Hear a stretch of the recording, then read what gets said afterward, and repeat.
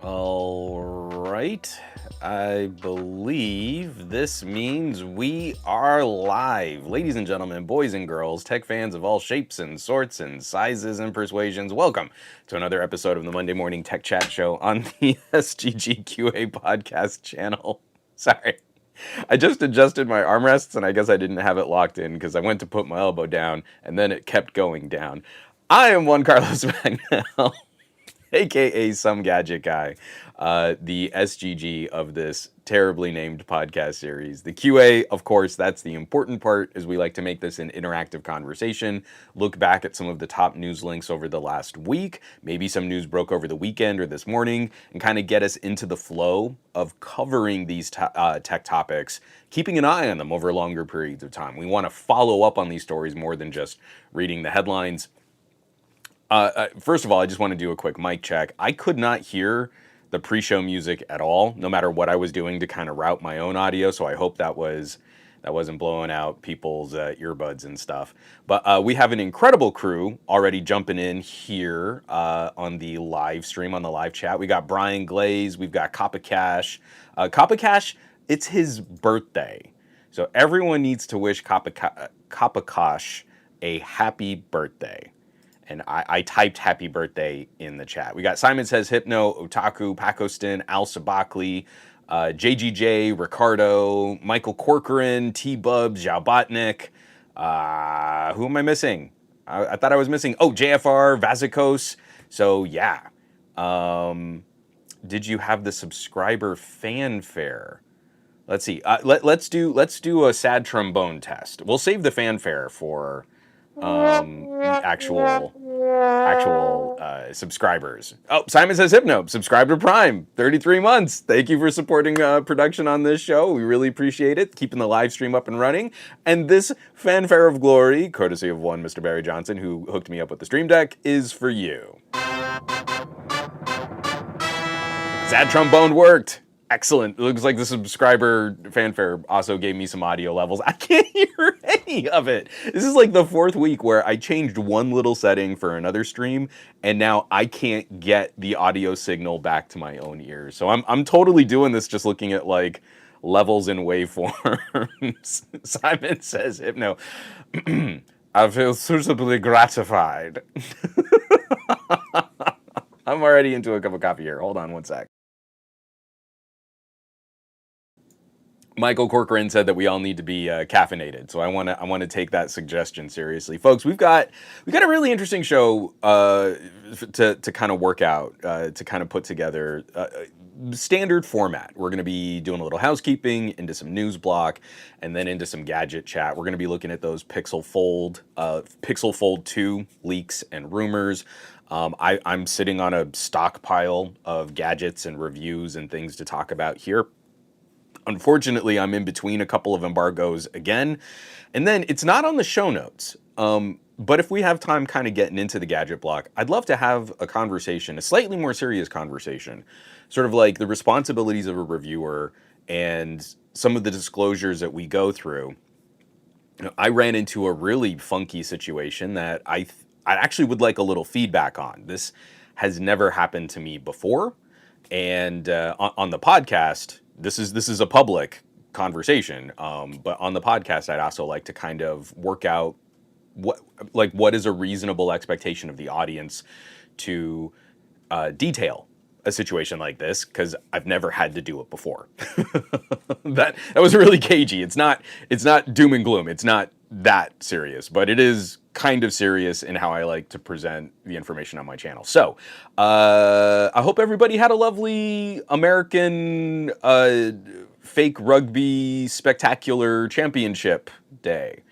I don't know how punitive if we say the name of the game on a podcast on Twitch. Like, is that going to be a channel strike? I genuinely don't know. But we had a lovely meetup with some friends. A few more of our friends have kids too, so Lex had some kids to run around with, and there was lots of like coloring and beads. I thought it was hilarious that for the whole first half of the game, the kids had no interest in the game at all, and they would stop everything they were doing to kind of stare at the screen for all of the commercials. So Marie and I come out of a world of Hollywood and casting. And we both, at one point, we both worked at competing talent agencies. So it's always just naturally been a game of ours where, yeah, we're watching the game. I almost said it. Oof, that would have been disastrous. We're watching the game. We kind of have a passive interest in the game, but really what we're doing is keeping score on how many of our former clients were in commercials and like who got more commercials on the big game. And so Marie and I were still doing that last night. Neither of us have worked in casting for, I see, I stopped, well, I stopped working at the talent agency at the writer's strike in 2008. So I haven't been an agent, or I wasn't an agent, but I was like an agent assistant. I was a junior sub agent or whatever the phraseology was. That's kind of coming up too, because yeah, I'm sorry. So in lieu of in-depth housekeeping, Juan has to go down and tell old stories about having worked in Hollywood. So apologies. This is going to sidetrack us here for just a second. Two really sad things happened back to back. Sort of the history of Juan working in entertainment. The first was the passing of Carl Weathers, and I've really struggled with like contributing to any of that conversation. Carl Weathers was repped at the talent agency that I got my start at. When I started at that talent agency, I did something kind of unique. When you start at a talent agency, usually one of the things that you do is you start in the mailroom, you build your way up to some kind of desk gig, and then you become an agent's assistant, and then you sort of work your way into deals so that you can become a full-fledged agent. I didn't do any of that. So I had no relationship with any of the agents there and none of the talent there. But at that time, this is sort of 2006, it was still a really big deal that for voiceover, you would call the actor into the agency to record their auditions. This was sort of before the whole boom of home recording equipment. We were just at the very beginning of that, and actors were getting really excited that like, oh, to cut a voiceover audition, I don't need to leave my house. But at that time, that was still out of reach for a lot of performers. Not in terms of costs, but just the experience. Like it takes a lot of time to build up a familiarity with like audio recording. So Abrams Artist Agency hired me directly into running their booths. I was their booth director. And we had 3 booths, and I would often hire like part-timers or day players to kind of keep traffic going through the other 2. But it was like, it was a hardcore job. Like you'd be there at 7 a.m. You wouldn't leave until all the auditions had been accounted for, edited, cleaned, uploaded to these servers. Like it was a lot. And it was like a 12-hour a day kind of job. The 2 gentlemen who took me seriously at first, the first 2 to really like sort of express like, oh, you're the new booth director, let's get this done, and just kind of roll with me, not like test me out or kind of question my experience or anything like that. James Avery, who played Uncle Phil on The Fresh Prince of Bel-Air, and Carl Weathers. And I very early, very like in one of our very first sessions, we booked a really cool gig for Carl Weathers based on one of the recordings that I worked with him in the booth. On my very last day at Abrams Artist Agency, I had a session with Carl Weathers, and he actually seemed disappointed that I was going to be leaving the agency. It wasn't like an emotional moment. It wasn't like Carl Weathers was really upset, but he took the time to shake my hand, to acknowledge like, hey, we've done some really cool work together and I wish you well. And it's like a moment that just stuck with me. Like it was kind of a big deal. So to hear that he had passed was one that hit really close to home. James Avery was the guy who kind of took his role as everybody's dad seriously. James Avery actually chastised my mom that we weren't allowed to have dogs when we were growing up because we were moving around from base to base to base. And my mom was like, I have 3 kids. There are animals enough already. I don't need to add more animals. And it's just this really great moment. Like, James Avery knows who my mom is. and they fight about how I was raised. That's hilarious. But Carl Weathers was, if James Avery was like everybody's dad, Carl Weathers was like everybody's cool uncle. And it just really hurt. So shortly following the information of James Avery's passing, the talent agency that I got my start at is no more. Abrams Artist Agency was run by Harry Abrams, who was sort of a pioneer of commercial casting, commercial talent agency, talent management. I had a very complicated relationship with that talent agency. And if you've ever read anything about how Hollywood really works, it can be a little dirty and a little grimy, and there are lots of highs and lots of lows, but it's just weird. During the pandemic, Abrams Artist Agency became A3. And then very, very recently, A3 sold off a significant portion of their assets to Gersh, another talent agency. And we just caught the news that now, having completed the sale of those assets, that A3 is just gone. And like when I point back to, I mean, it was already difficult enough because I would say like, oh, I got my start at Abrams. And if you're in your 40s or 50s, you know what that means here in Hollywood. But if you're in your 30s, that had already sort of evaporated from people's minds. Like, what is Abrams? Oh, I'm sorry, it's A3 now. Oh, okay, yeah, that little agency that used to be on Wilshire. Like, people still knew that. That's the funny thing, is like I'd be in a conversation with someone in Hollywood doing the Hollywood schmoozing thing, and you're like, oh yeah, weren't you guys on Wilshire? And you're like, yeah, I mean, I left before they left, but yes. They can't remember the name of the agency, but they remember where the office was. But now that's gone too. So, I don't know, it just felt like just a weird double whammy of personal history stuff, and coming at a time where I'm already getting that feeling of like, yeah, I'm kind of middle-aged and these things are now starting to kind of walk away from me. Those experiences are like, I'm talking about things that were like from 15 years ago, and I still feel like, yeah, that was just a couple years back. You know, the writer's strike. No, not the most recent writer's strike. 3 writer's strikes ago. So it's a lot. So apologies for kind of sidetracking that, but there was the Carl Weathers commercial during the big game, and I appreciated that they added a little tag just to kind of in memoriam sort of recognize him. But like, I had a really hard time after that one. Like, movies that I very regularly revisit, or fun TV shows that I've come to appreciate. You know, like every now and then I like to kind of go through the first 3 seasons of Arrested Development, and I'm tearing up.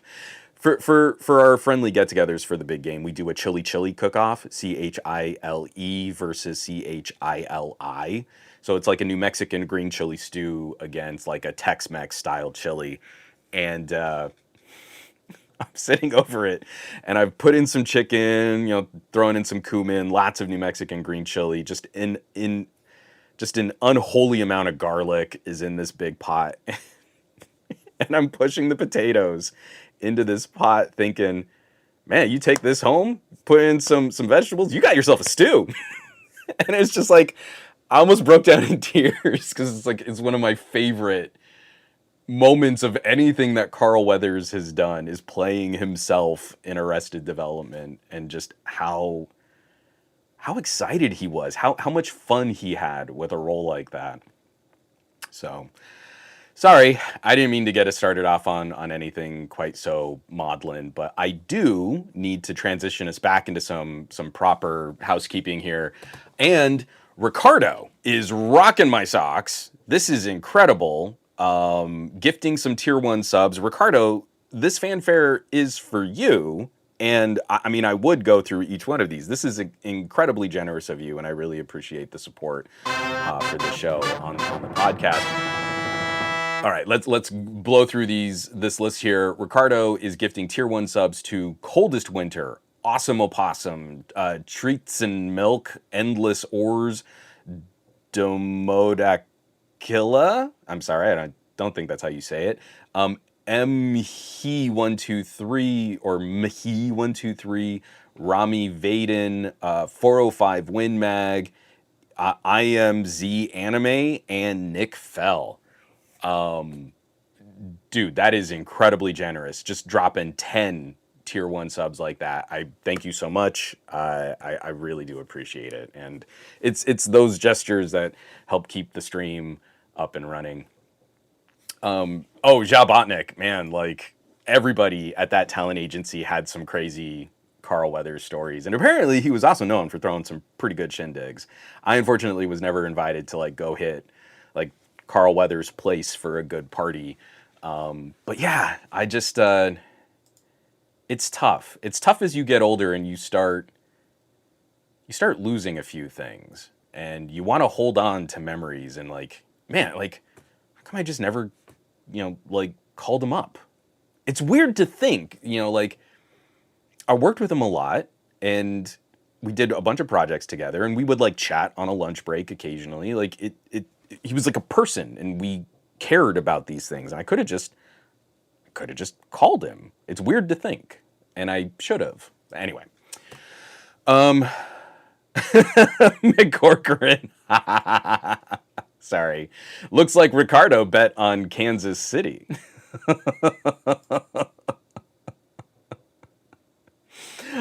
Ricardo, also, okay, thank you again. Anything for the cause. Plus, it's fun to hear you reading the handles. Because I always get the names wrong. Okay, so you all indulged me in a little trip down memory lane, and I really do appreciate that. Yeah, Simon says Hypno, Apollo Creed, Dylan, Action Jackson, and a man who knew how to make a good stew.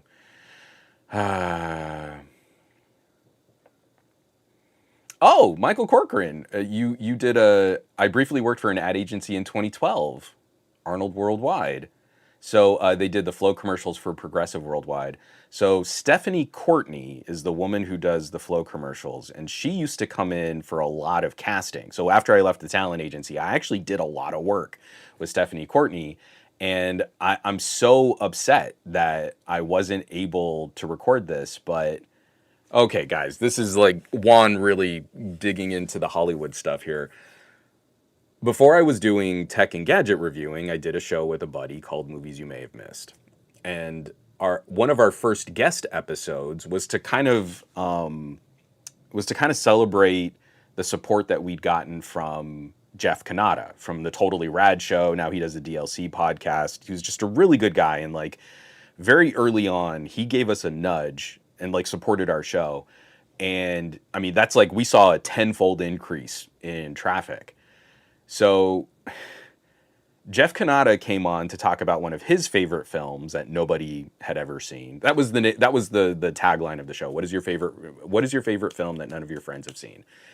And he brings up a movie that Stephanie Courtney was in. And at the time, I had just done a session with Stephanie Courtney, and I was like, hey, yeah, I was just wondering if you could pick your brain. And she was like, nah, I don't really want to talk about something on a podcast or something.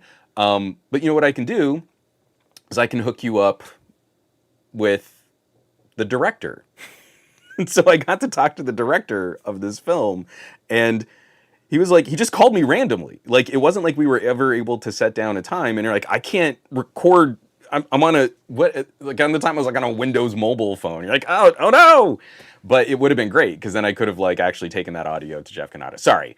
That just spurred a whole other little tangent. But Stephanie Courtney is awesome. Flo from the Progressive commercials, she is incredible, and she is hilarious. And she doesn't need to do anything. She can work on any project that she wants to, because she's been doing those Progressive commercials. But I always kind of hoped like I'd see her in more like film or TV projects or something, because she's so good. She's like one of those classic like improv actresses. So anyway, let's chew through some housekeeping. We had a lot of stuff going up over the last week. We had OnePlus reveals. We had earbuds.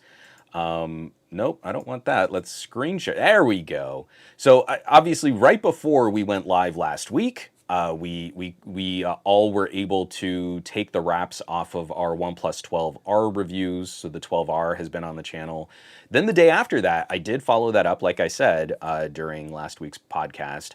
I did a review on the OnePlus Buds 3, where I'm really happy. So this is one of the things that makes me nervous. Like, I've been working in audio and production for almost 30 years. Yeah, almost 30 years. And I still like get a little anxious, like, do I really hear what I'm hearing? Is this really like the audio quality that I think is good? Is that going to translate? And so I purposely didn't watch El Jefe Reviews, his review of the Buds 3. Not because I didn't trust him. I was worried like his assessment might kind of influence my opinion, and then I'm even more lost in the forest for, am I correctly or adequately reviewing these earbuds? It's a lot of anxiety that goes into reviewing that we don't often talk about, and that's a lot of pressure because I really do, like, I've made most of my career on my ears. So like if there's an assessment of an audio product, I really want to know that my ears are on point. So anyway, I published this and then immediately scurried off to go watch Jeff's review of the OnePlus Buds 3. And I was like, oh, okay, he's hearing stuff kind of the same way that I am.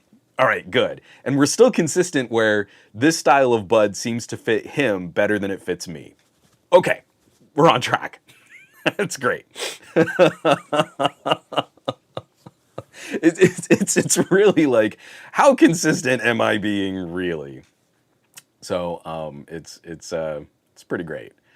Oh, Cedric Owens, my OnePlus Buds 3 are out for delivery. I can't wait to give them a spin. They're very good in that $100 space, and I have a whole video that kind of details why I think that they're cranking right there.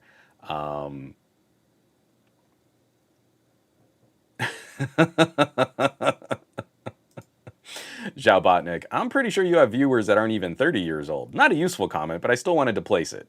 Projecting my insecurities. Yeah, I know, there are a lot of folks. I'll start pulling up references to things and realize like, oh, you don't know what I'm talking about at all. That's kind of on me. All right, so we got the OnePlus Buds 3 out the door. Then this one was another kind of a big deal. It's not even a video. I hate reaction videos. I really think they're stupid. The vast majority of, I'm going to sit and play someone else's content and occasionally like shrug or look at the camera or say, that's right, you know what I'm talking about. Not good. I mean, I really feel like that horrifically violates the idea of commentary and critique. You don't have a fair use argument if that's the level of engagement, of reaction to the media. And I think for the most part, the big channels that do reactions are really just content thieves. It hurts my soul saying to you all in this fine audience today that I did a react video. I didn't want to, but I started listening to the Petapixel podcast in the episode they did following the Unpacked event, and they started talking about the Galaxy S24 Ultra, and they've staged a part of one of their podcasts to say, is it enough? Is software and AI enough to launch a new phone? And I feel a lot of the photography guys are way behind on mobile photography. I feel like they've been patting themselves on the back for appreciating real camera bodies, real proper cameras, that they're starting to miss some of the most exciting developments in photography. And I feel their conversation started confirming my assessment of their experience with mobile photography. Because they start talking about the Galaxy S24 Ultra like, but nothing's changed. It's just software. And that ignores some of the things that have changed. And their handling of topics like AI seemed to illustrate how unfamiliar they are with machine learning and generative content.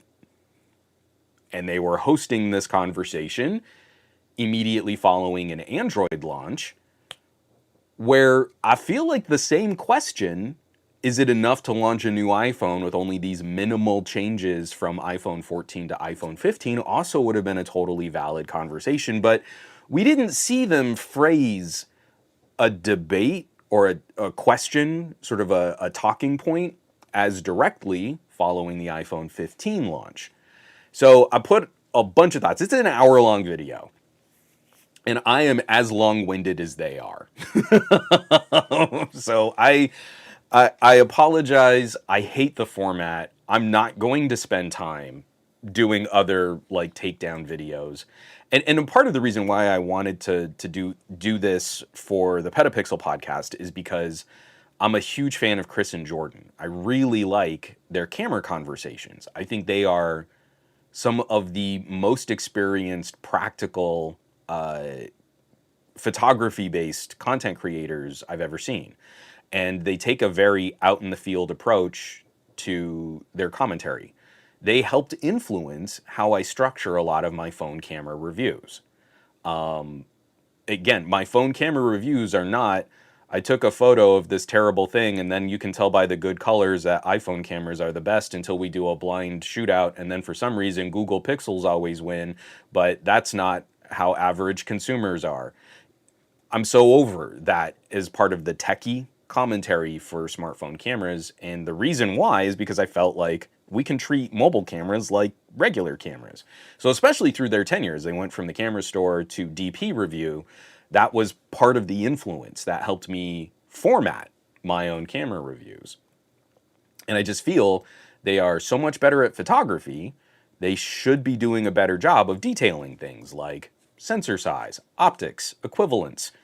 All of those things would be a massive contribution to the discussion, but instead we've got a bunch of camera guys going, oh, but don't phone cameras suck? Am I right? High five. And that's a shame.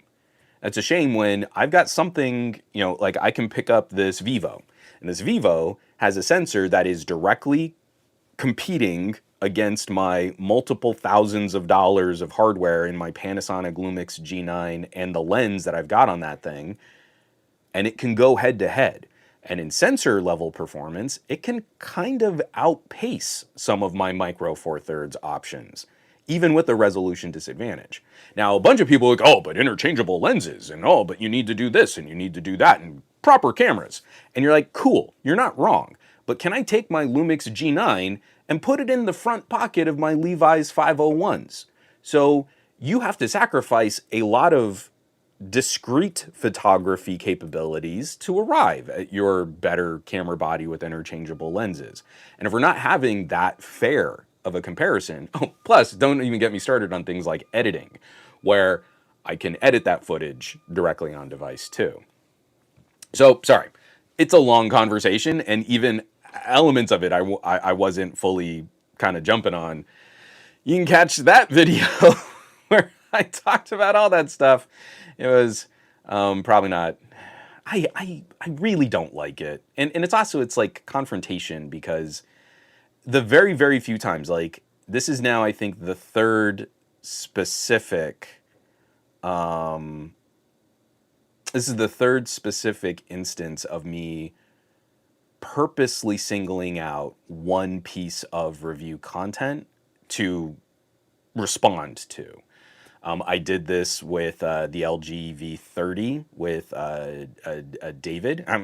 I love David's work, and I think we're still pals. I mean, I think he accepted what my criticisms were. I mean, we're still friendly on Threads. But he had a lot to say about the LG V30 audio, and I responded to that. I did that with another reviewer who seemed to pick apart the Sony Xperia 5 very unfairly, and that only resulted in a bunch of like requests for more toxic confrontation from the audience. So it's not where I want to live. I don't want to be that guy who is taking a specific example of a review and picking it apart. But I feel like there are times where like, hey, we're going too far.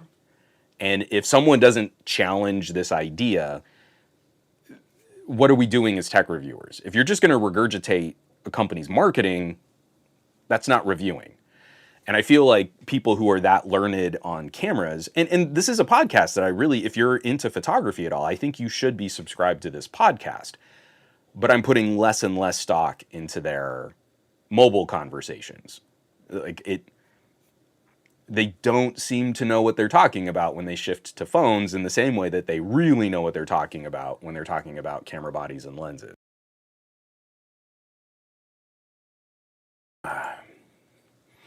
Sorry, I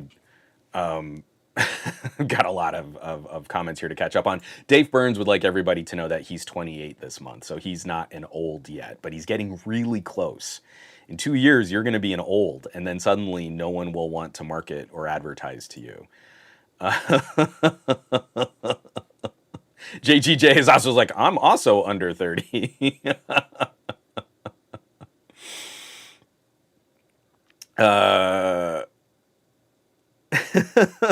Sorry. I just took a big old swig of coffee, and I'm also trying not to burp on the mic. Hold on, let me catch up with this. Cedric, I think you did a good job not explosively replying in that video, if that makes sense. I'm not trying to be hyperbolic, but I am trying to point out a certain consistency of fallacy in some of their discussion. Nick Gay, the discussion was so one-sided, they don't know Android, so why bother listening to their review of Android devices? And see, this is the thing that makes me sad, is the way the majority of this segment played out. You could tell 2 of the 3 participants were significantly more focused on iPhones. But you might have missed a really interesting contribution from the other member of the conversation who I think broke down the question, properly sort of replied or answered to what the situation was, and kind of pointed out, like, what you guys are saying is kind of silly. And see, and that's like the makings of a really good podcast, a good camaraderie between the hosts and differing opinions. You don't want lockstep. You don't want everyone on a panel to just regurgitate Apple marketing. And if we don't kind of point out those moments in these kinds of conversations, and the fact that there is dissent and that there are differences of opinions, and that they're not like, okay, I guess we can't be friends anymore and the show's over because you don't like iPhone. That's how we actually improve these gadgets. That's actually how we help inform consumers. That's one of the reasons why I wanted to do this React on a show that I really enjoy. I'm not going after just iPhone channels and Samsung channels because, like, why? They're just fan brand channels. There's nothing to contribute to an audience that's going to be that ratcheted on only believing good things about their favorite company. Sorry. Let me get through some of this. Michael Peppertech, I was cringing at most of that. Felt more research should have been done before they did that discussion. Embarrassing for how long Petapixel has been around. So I did kind of twist a knife a little bit, because in that conversation, I also mentioned that when they have reviewed phones like the Xiaomi 13 Ultra, which is here on my desk, this is one of those phones that's always within arm's reach, they tend to get a lot of things wrong. There are, if you catch their Xiaomi 13 Ultra written review on petapixel.com, there are things in there that are missing and also incorrect. And that to me is a shame. Is one of the most complete camera packages of 2023. And first of all, it got a review. That's impressive because they don't review a lot of international phones like that, especially the Xiaomis and Vivos and Oppos. But it doesn't accurately portray all of the capabilities of the phone in a way that consumers might appreciate. So it's rough. Oh, Pacoston, you're wrong, Juan. You get all sorts of ads for credit cards once you hit 30. Yeah, but not the cool pop culture stuff. You're irrelevant to, like, the driving force of trendy things. Sorry, we're actually still on housekeeping, so I'm gonna shut this down and get into some news blocks. I did do a tutorial, make your own YouTube with an old school RSS reader, just a helpful tips and tricks video. So if you're tired of the YouTube algorithm messing with you and your favorite content creators, you can just subscribe to them directly and get notifications within minutes of when they put up some new content. And then I was just really excited to kind of be on this one again. I used to do a lot of local news, and I just haven't been doing as much. It's a lot of work to get down to a studio like at 4 a.m. and prep for an on-camera segment. But I was a guest on Rich DeMiro's radio show, old school radio, like call in, and he had it set up so that we could be on camera. And then he took a clip of that. I was really appreciative of this. He took a clip of our conversation about the OnePlus 12, and he incorporated that into his like proper review. If you know anything about old school news, you kind of make a segment for one market, and then you can sell that segment or produce that segment for other affiliates. So someone mentioned in the Discord, like, hey, I just saw you on the news, and they're like in Washington, and you're like, whoa, that's cool. So it went pretty wide. I want to thank Rich for having me on. I hope that this is now a tradition. He had me on to talk about the OnePlus 11. He brought me back on to talk about the OnePlus 12, and I said we should pencil in, like when the OnePlus 13 launches, I'm down. Let's chat about their next phone when we get there. But yeah, so if you were in some of these other smaller news markets, you might have seen my face pop up talking about the OnePlus 12. I really do miss doing live news. It was always calamity. You'd show up, nothing would work. I was trying to do a demo once on smartphone camera tips and tricks, and we were supposed to have this great video feed directly to the control room so we could like full screen what was on my camera screen. We were 90 seconds to air. None of it was working, and we eventually like roll out a TV so I could plug in a TV, and they point a camera at the TV as I'm using my own personal phone. Notifications are like popping up on the screen and everything, and it was such a mess. And we still got a segment out of it. It's like the most visceral thrill of now you're just live in front of millions of people. Southern California, the news market here is kind of insanely huge for morning news. So don't screw up. You just got to do something. So it was pretty intense. Yeah, I love those. I really miss doing those. I was pretty good at them. I don't know. I don't. We'll see. I need to lose weight if I put myself back on camera again. All right. So 40 minutes into the podcast, we're now done with housekeeping.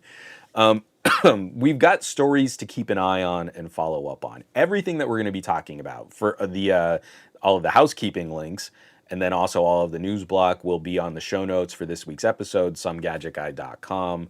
There will, of course, be the audio version of the podcast if you want to listen to that. And then I'm also going to put out just a question here, especially for folks in the live chat, but for anyone who catches the replay, because we have quite a few listeners that are listening just on the audio feed. If you would like me to, I can take the Petapixel Podcast React, just pull the audio and turn that into a standalone podcast download. If you'd rather listen to it rather than watch a YouTube video of that, hit me up. Drop me a comment somewhere, either on somegadgetguy.com or on the video, or across social media. Just let me know, and we can set that up as a separate standalone listen.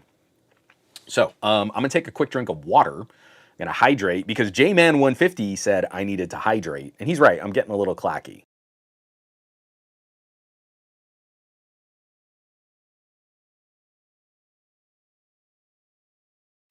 A quick posture check. You're right, J-Man. I'm kind of like melting into my back pillow right now. It's not a good look for a podcast. Not a good look for a show. So, first up, this is a continuation of a story that we've been loosely tracking for a couple months now. Apparently, when you're a billionaire and you in a government agency like the SEC requests your presence to testify under subpoena, apparently, if you have billions of dollars, you can say, I don't know that I want to do that. And then a court will actually weigh in on that to see if you have to. I don't know, it just seems like there are certain, like all animals are equal, but just some animals are more equal than others. So this one was just nice to see the follow-up. This is coming by way of Engadget, written up by Cheyenne McDonald. court orders Elon Musk to testify in the SEC's investigation of his Twitter takeover. In a follow-up to a tentative ruling made in December, a federal judge has ordered Elon Musk to comply with the U.S. Securities and Exchange Commission subpoena and testify again in its probe of his Twitter takeover, Reuters reports. Per the order, which was filed Saturday night in a California court, Musk and the SEC now have a week to work out a time and place for his appearance, or it will be decided for them. The SEC has been investigating Musk's purchase of Twitter, now X, since 2022, over concerns about his lateness in disclosing his stake in Twitter. So this is going on now, a 2-year investigation.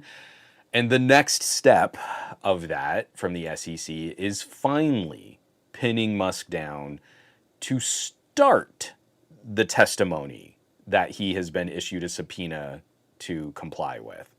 I don't know about y'all, but I don't believe if the SEC came knocking on my door that I would be able to afford more than an hour's time with an attorney who would be good enough to delay a subpoena from the SEC.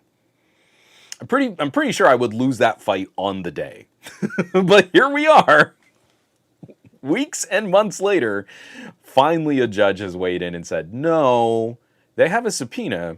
You need to testify.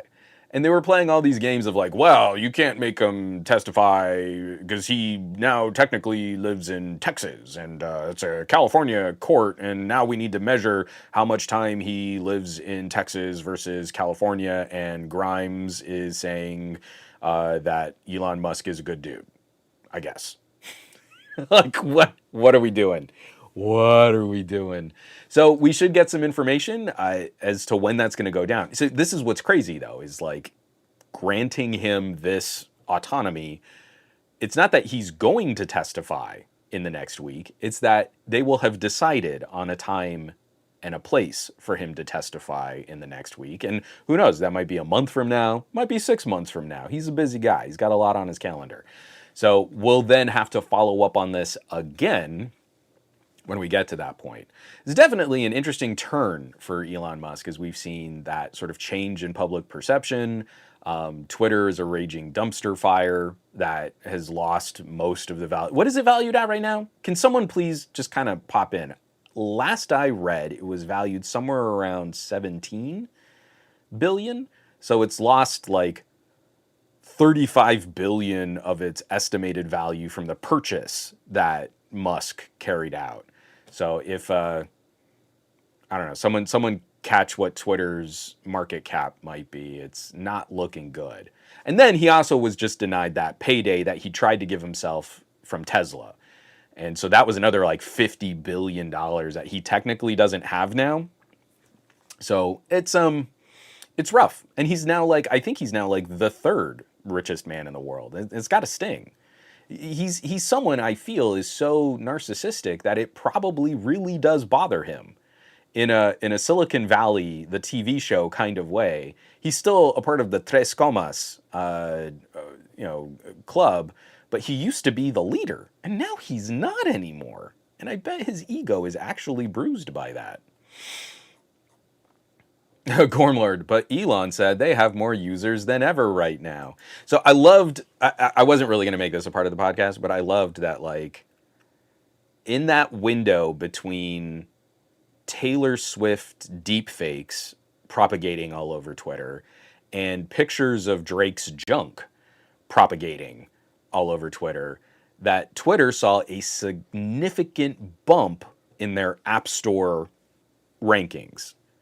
I think they were the #1 downloaded app for a day or two on the Apple App Store, and they climbed from being deep in the 70s. I saw them peak in the low 20s on the Google Play Store. And you want to, like, I bet you an Elon Musk type dude is sitting there like, yeah, we're popular again. Look, everybody's downloading our app. But if the reason they're downloading your app is for deepfakes and nudes, that's not the win you think it is, man. You're not winning at life here. It's pretty bad. Pretty bad.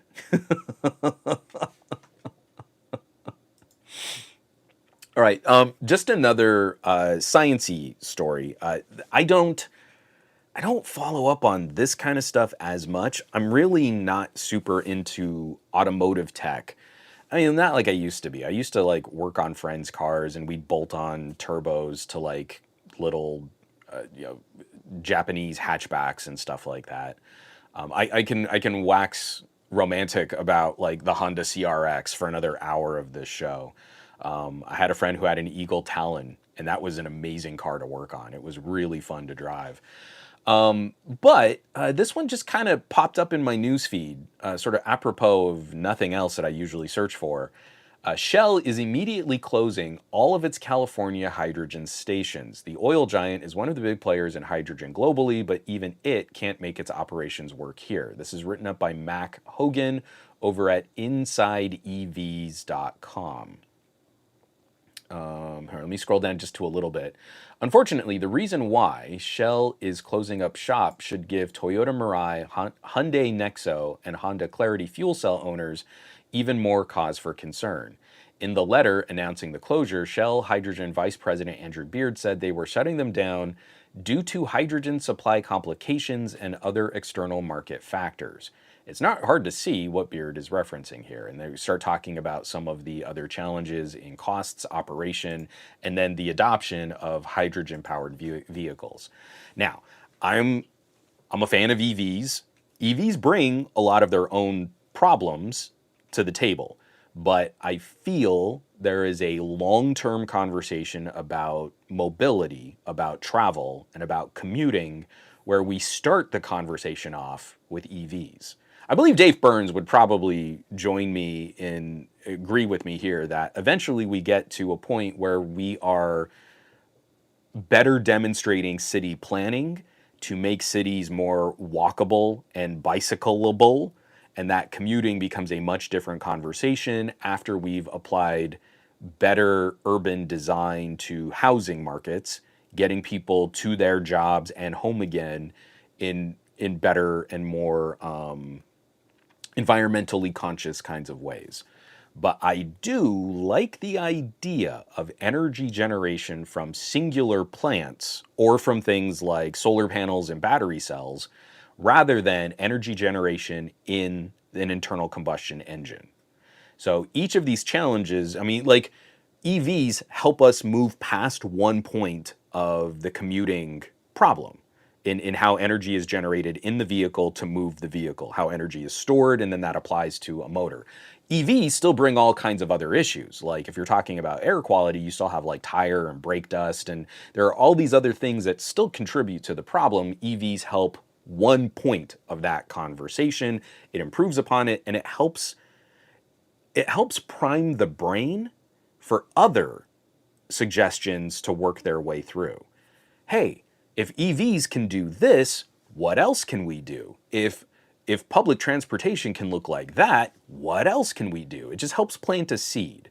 It gets someone to reconsider what their relationship was with an internal combustion engine car. And if you can get them just questioning a little bit, you can start introducing other ideas, other concepts, and you can make some of these other ideas more fashionable. Like, if you need to go to the grocery store, let me tell you, it's nice being able to just hop on a bicycle, get there, get a couple things for the day, bicycle home, you got some fresh air, a little exercise, it was really nice. And you didn't have to run your car, and you'd be surprised that often it's as faster to do that on a bike than it is to get in your car, navigate traffic, find parking, and do all that other stuff. Depends on where you live, obviously, but my experiences have been overwhelmingly positive. So, short story, incredibly long. One of the reasons why I'm sad about this is because those market forces, I was really looking to hydrogen to be another one of those conversion points. We have huge problems to solve with infrastructure to incorporate hydrogen. It is not as simple as, well, you take out the gas tank and you put in a hydrogen tank and then everybody fuels up hydrogen instead of gas. And I wish it were that simple, but it's not. But you get someone to reconsider their relationship with the internal combustion engine.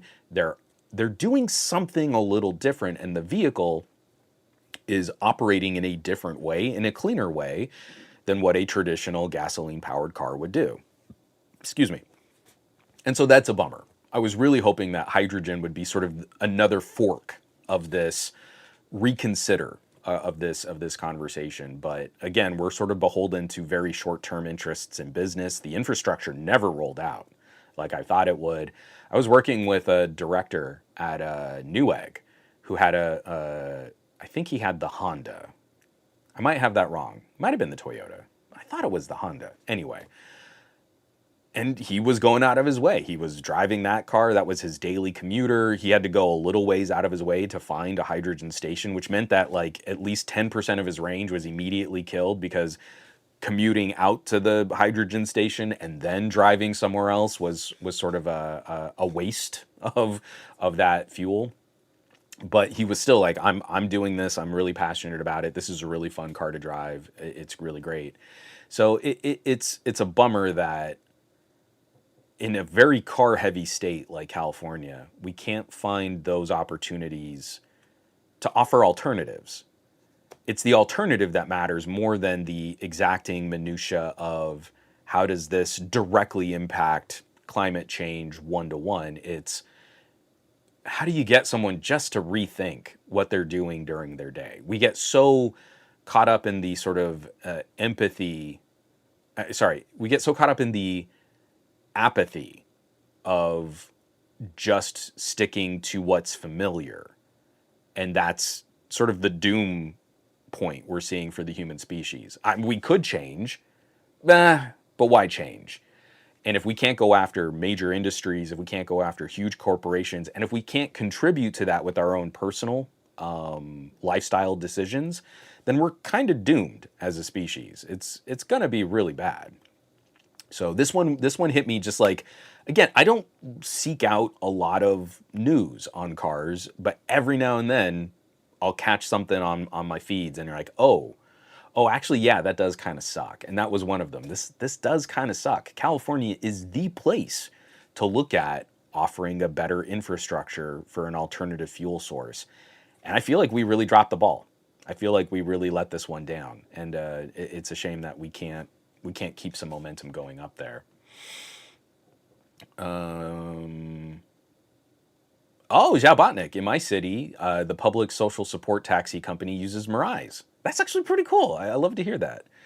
Pakistan, FCEV are super cool. The infra is a massive problem, though, with US being massive in comparison to other countries where the tech is being adopted. That doesn't help either. And again, it's not going to be United States. This is going to be a state-by-state solution. That's why I'm even more bummed that California couldn't make this idea a little bit more popular. Because where California goes, other states like New York will probably follow. And if you can get, say, like California, Oregon, and Washington on an idea, well, you've just locked the world's fourth largest economy. If you can get all the West Coast states playing ball on something, the rest of the world will be much more interested in how that technology or in how that new initiative plays out. And that's why I'm upset. Like, if we couldn't stick the landing here, it's not going to happen in Texas.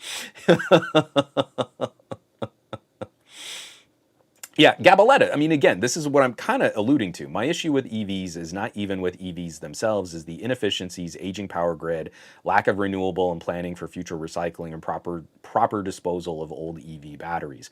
When I point out how much I appreciate what EVs have done, I am literally talking about just that operation of changing a user or a driver's behavior in how they power their vehicle. And that's it. That's what I think is the primary win for the EV. Now, when we talk about things like inefficiencies, even with aging power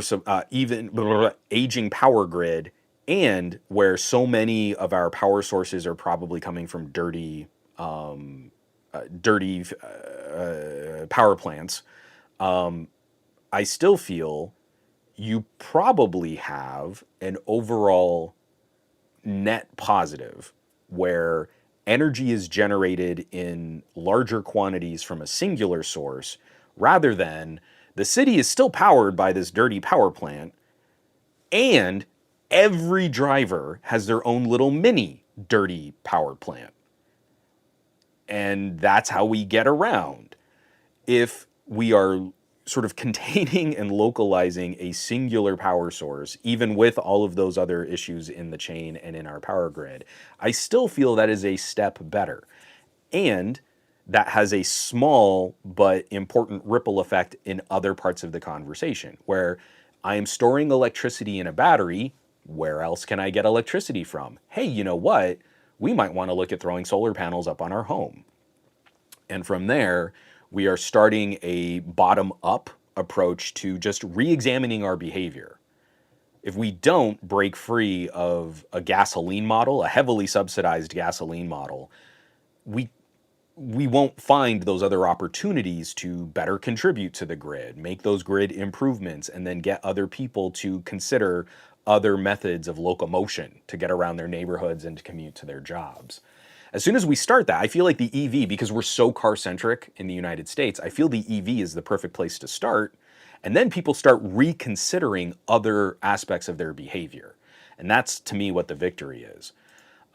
If we can start a process that minimizes or reduces our dependence on massive, dirty power plants and encourages adoption on other technologies like solar and home batteries, unfortunately, like, you won't get Americans just to do that. You have to incentivize it in sort of clever sideways ways, and then Americans get on board. Like, they have to feel like they're clever and they're cool and that they're strong and they're tough and they're rugged individualists. Well, if you're a rugged individualist, how can you depend on a dirty power plant?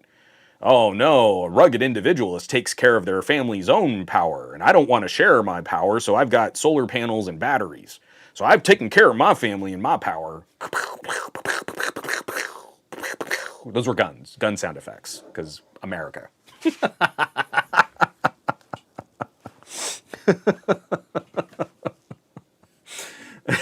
Sorry. That was so lame. Let me take another drink of coffee. I don't know if I'm caffeinated enough for this.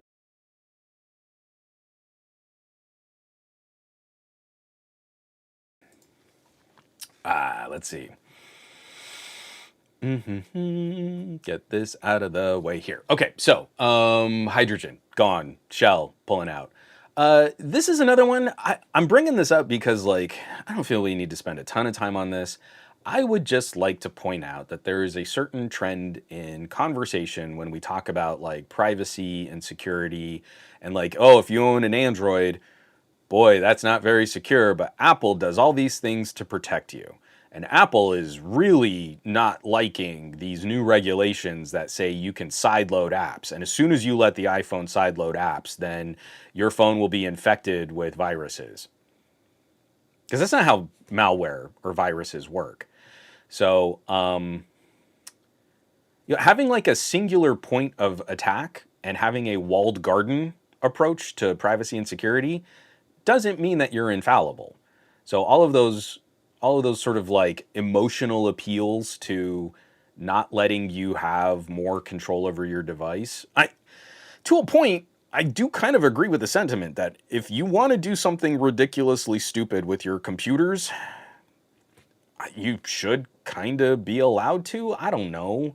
I don't think it's that big a deal because you can install software on Macs, and that doesn't seem to be the catastrophic doom and gloom scenario that Apple fans are talking about with sideloading or having alternative app stores for the iPhone.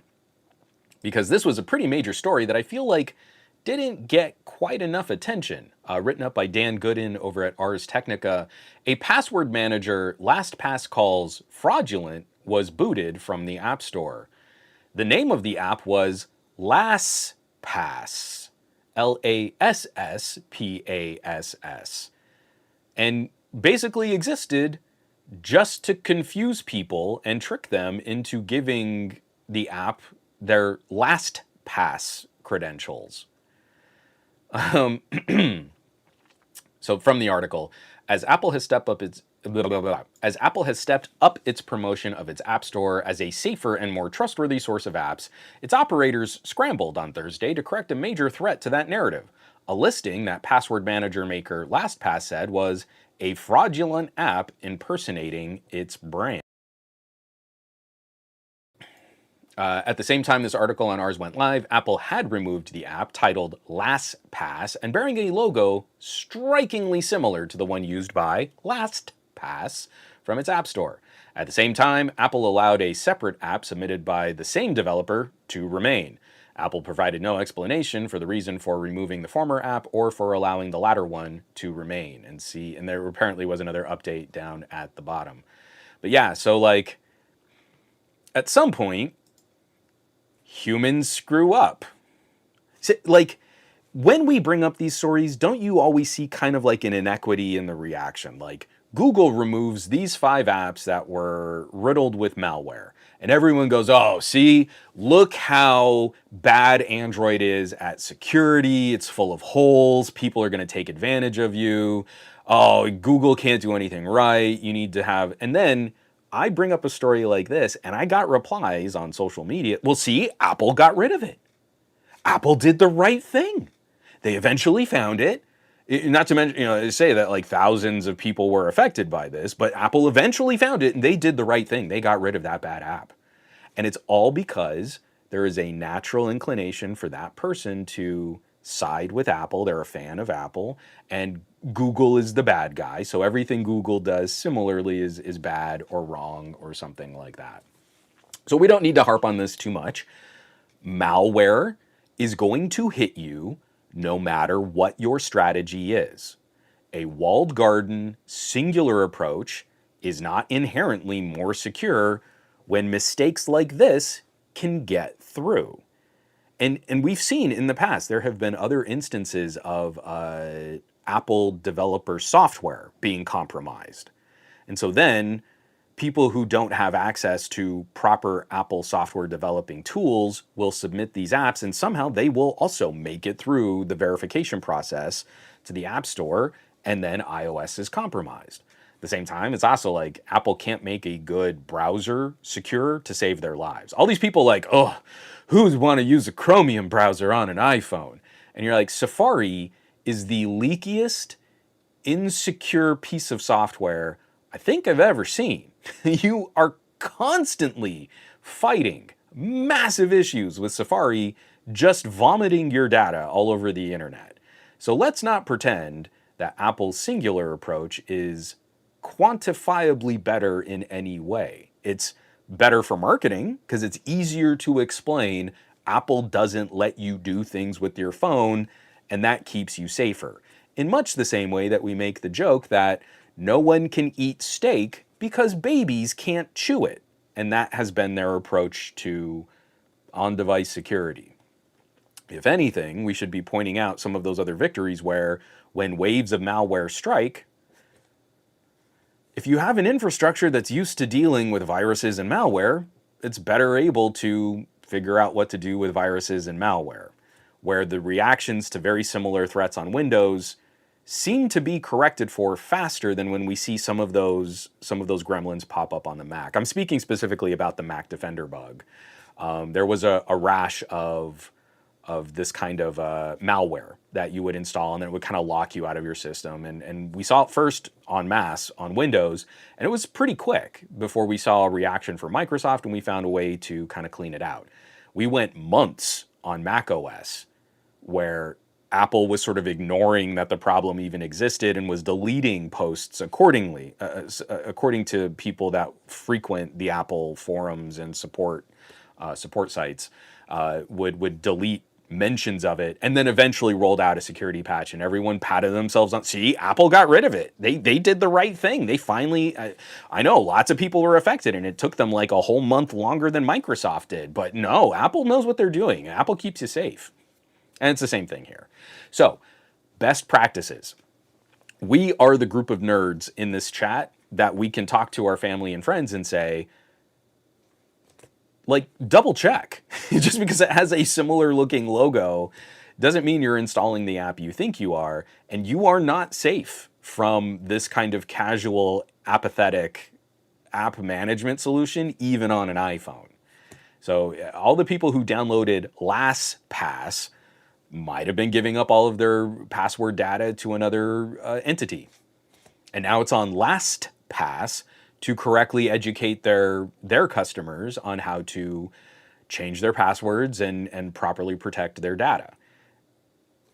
And I feel like LastPass should be able to send Apple a bill. Like, we should be able to charge you for the time taken out of our day in correcting for your mistake in allowing an app to impersonate us on the App Store. But of course, they won't be able to do that because then Apple would take an extremely punitive view of future updates to LastPass. And then I'm sure we'll already see, like, Apple is just going to copy all of the functionality in LastPass and then claim, oh, but we have our own built-in password managing and key tools, and make it an ad campaign to take that money directly out of LastPass's hands. But anyway, we can move on.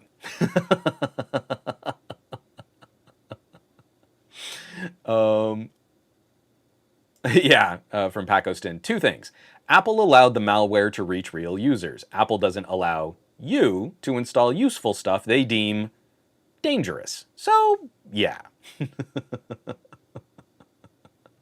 Kapakash, how did it make it to the App Store in the first place? They approved an app which was comically similar to a very popular service on iOS because humans make stupid mistakes. And this is not unique to Apple employees.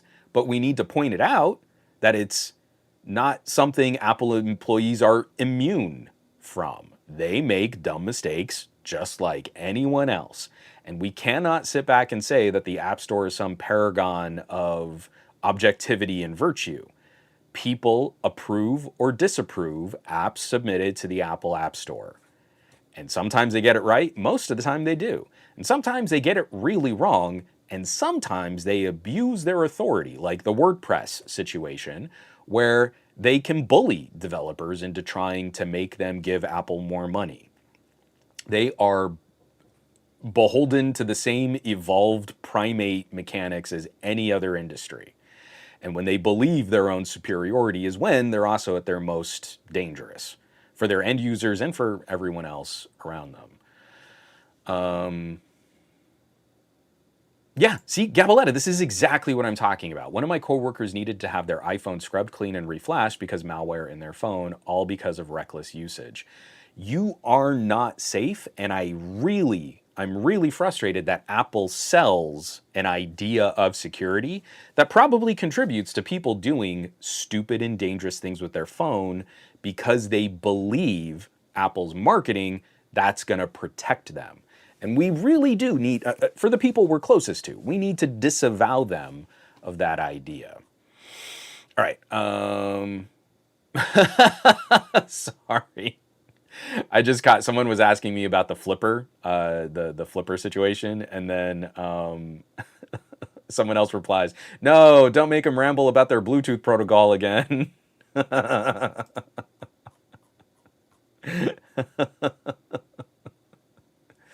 Oh, that's funny. Okay, so we've got one more major story.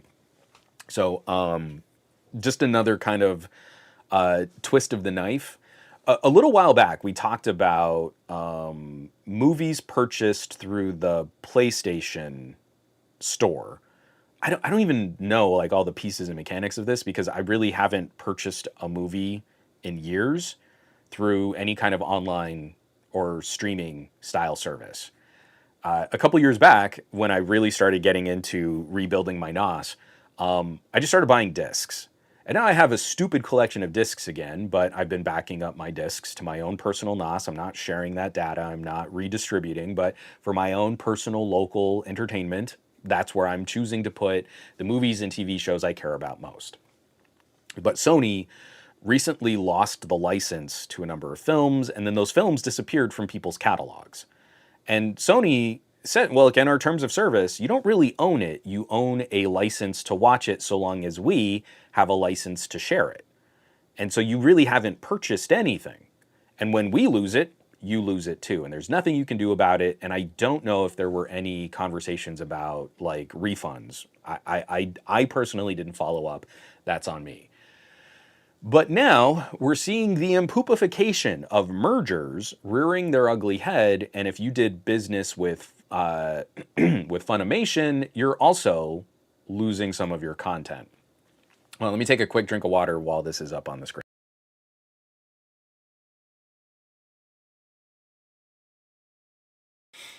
Okay, this is from animeexplained.com, written up by Garcine. Funimation to shut down completely on April 2nd, deleting purchased digital copies upsets fans. From the article, Funimation merging with Crunchyroll isn't some breaking news that we're hearing for the first time, but do you know what is? Customers who have purchased digital copies of the series on the app will not have access to them anymore. It was officially announced by Crunchyroll that Funimation is shutting down its app and services on April 2nd, 2024. However, existing Funimation subscribers will be migrated to the Crunchyroll app. That means these customers will merely have to log into the Crunchyroll app using the Funimation login details. But the catch is they'll have to bear the increase in prices. So prices are going up from $5.99 to $9.99 a month. And if you had purchased individual shows or movies, those aren't cataloged on Crunchyroll. They don't have the same system of purchasing. So all of those purchases go away. I really still like the idea of streaming. Like, I'm paying you the price of buying a Blu-ray every month, and then I can browse your entire catalog of content. I feel that is a fair relationship. But so many of these older styles of, like, I bought a movie on Google Play, we're going to see them fall prey to this kind of licensing and relicensing as time progresses. It was sort of the big problem that we saw with like music back in the day, and why now music streaming services have all kind of shifted to this model. And you don't really buy music on the internet now. You just pay like the price of a CD every month and you get really high quality streaming music. What I think is kind of interesting is the music models, as viscerally antagonistic as I can get about companies like Spotify. We haven't seen the turn on music streaming to squeeze and ratchet consumers as aggressively as we've seen it on video streaming, right?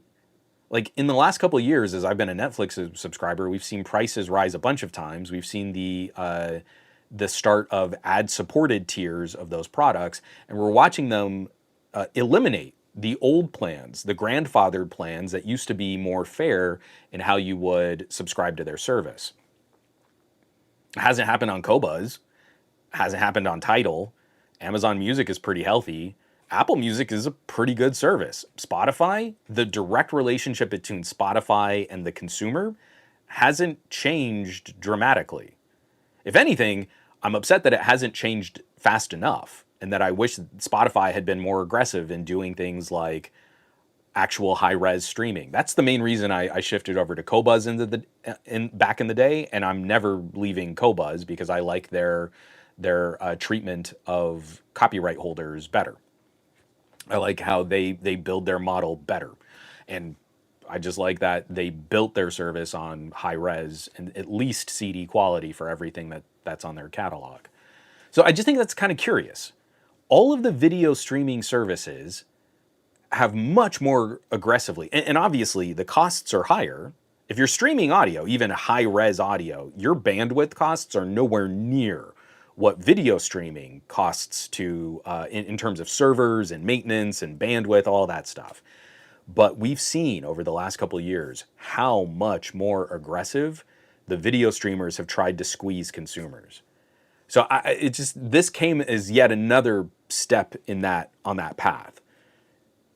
You had an agreement with this company to say, I am giving you money to have access to these shows and movies, and now that's just being taken away from you because that agreement cannot be maintained after another merger. I feel that is a pretty good start for a collection of nerds to get together and consider discussing some kind of class action lawsuit.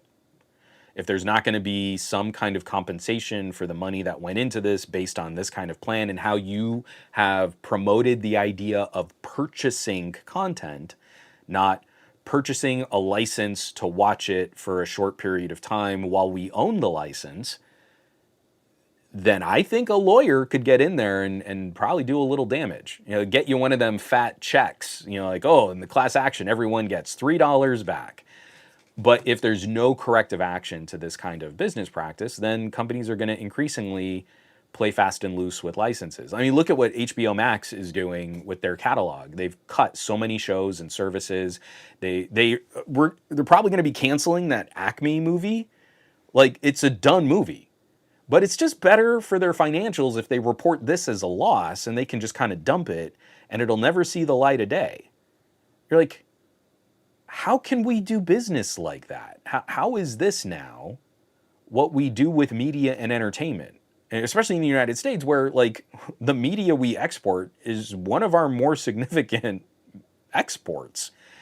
And instead, got a bunch of people who are looking at short-term quarterlies, financials, tax bills, and then say like, oh, but if we report a loss over here, then we don't need to pay this. And then technically that actually makes our company more valuable. And that's a horrific long-term idea that is grossly unsustainable, and it's going to do way more damage to all of these brands in the long term. But you know what? For the next quarterly, we saw the line nudge up a little bit. So maybe we need to fire more people and kill more content. Like, what are we doing? What are we doing? It's such a bad look. So I'm very disappointed in Sony. I thought it was already kind of bad that all of the anime streaming services are now kind of under one umbrella, because what we immediately see what happens. Prices are rising on consumers, the plans are getting less generous, and they're doing away with one of the feature benefits of their competitor was. They absorbed their competitor, and now they're getting rid of one of the benefits that competitor held over their service. And that's really rough. That's not a good look for the future of our entertainment.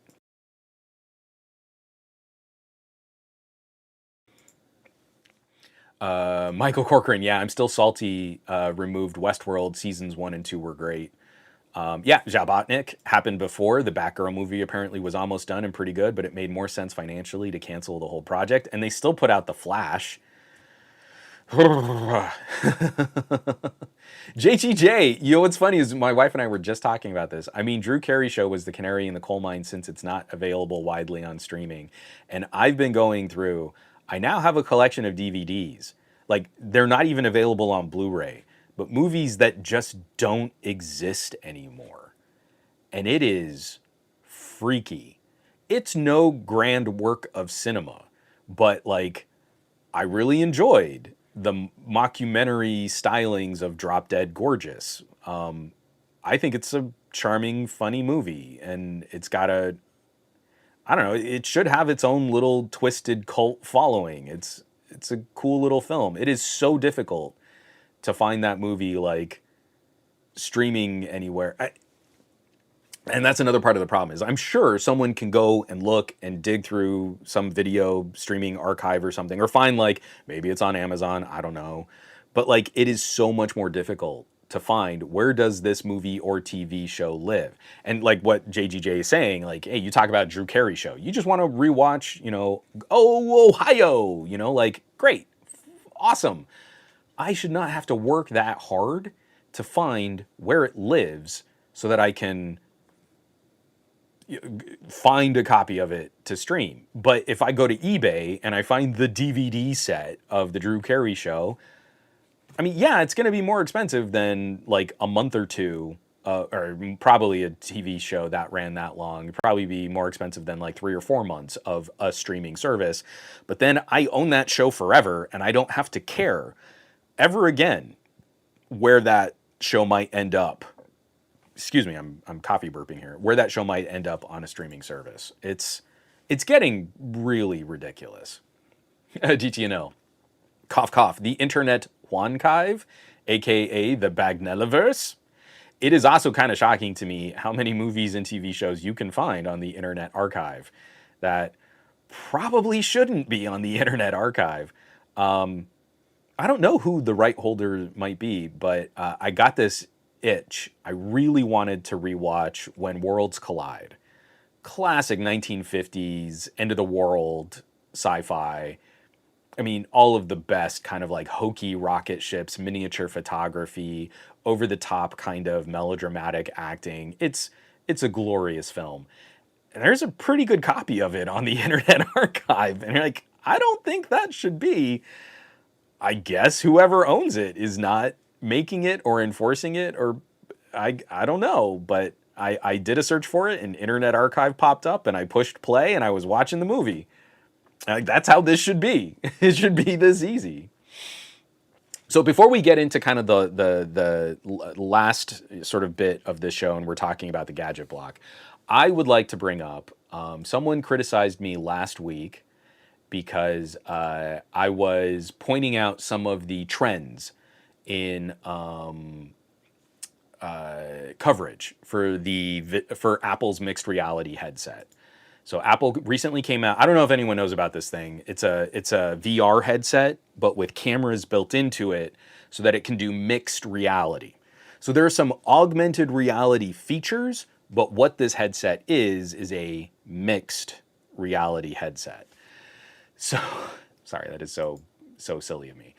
So anyway, during the show last week, I was pointing out, if you're already seeing coverage kind of drop off, it's only just now making it into the hands of people who really pre-ordered it. And we're seeing kind of an explosion on social media of Glasshole Pro Maxes going out there and doing dangerous and irresponsible things with their mixed reality headset. But someone point blank hit me and said, hey, that's not fair. It's just making it out to market. And I bet you we're going to see a rise in search traffic. And we're going to see a rise in interest now that people are really using it. And I don't know about anyone else in this chat, but I think we would all agree that there's a fallacy to that thinking. We think that there's been more interest and that there's going to be more coverage, but really we see a spike in whenever we try and track trends over time. We see a spike at the initial sort of onset. There's like this excitement over the initial coverage, which happens before the device ships to consumers. And as soon as the device actually makes it out to people, we see a drop off. So I kind of took that to heart. I mean, like, if there is growing traction on Apple's headset, then I really do need to eat some crow. I was not being fair. I was judging it from a distance, and I shouldn't do that. I hold up other people to that standard. I should hold that standard to myself. And like, for example, I'm going to call out the Petapixel podcast. I need to call myself out if I get this wrong. So I wanted to see, have we seen a concerted rise in search traffic for this headset, and what would that look like? So I feel the only fair way to compare the current conversation around Vision Pro is to track it back to the initial reveal. Because the initial reveal was huge. That was huge traffic. It's the middle of an Apple keynote. They're at that spaceship conference place. Tim Cook goes out and says AR is a profound technology and we're not making an AR headset. And everyone went wild. So I went back and I said, okay, let's just do a simple Google trend. The broadest term, Apple mixed reality headset. Because I'm sure that's what everybody's searching for. Apple mixed reality headset. Obviously, no. I put Vision Pro into the trend. And I tried to leave that as concise as possible so that any sort of additional, like Apple Vision Pro, the more words you put into that search, the less likely you're getting a good representation of all the people searching for it. So I was kind of surprised to see Google Trends show me this. So this is past 12 months. So obviously from February 2023, it's a flat line of less than 1, 0. There was 0 search interest in the term Vision Pro because back last year in February, a bunch of influencers were still talking about Apple Glass or some sort of Google Glass style competitor that never came to pass, even though we've been talking about that for 11 years now.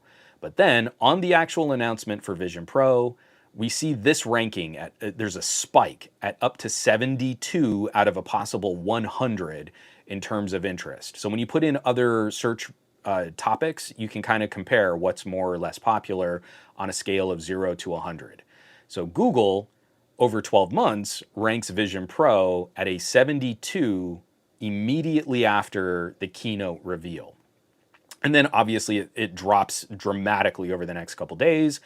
And then we see a little bump early into January when more of those influencers were doing their second hands-on under guided hands-on briefings from Apple.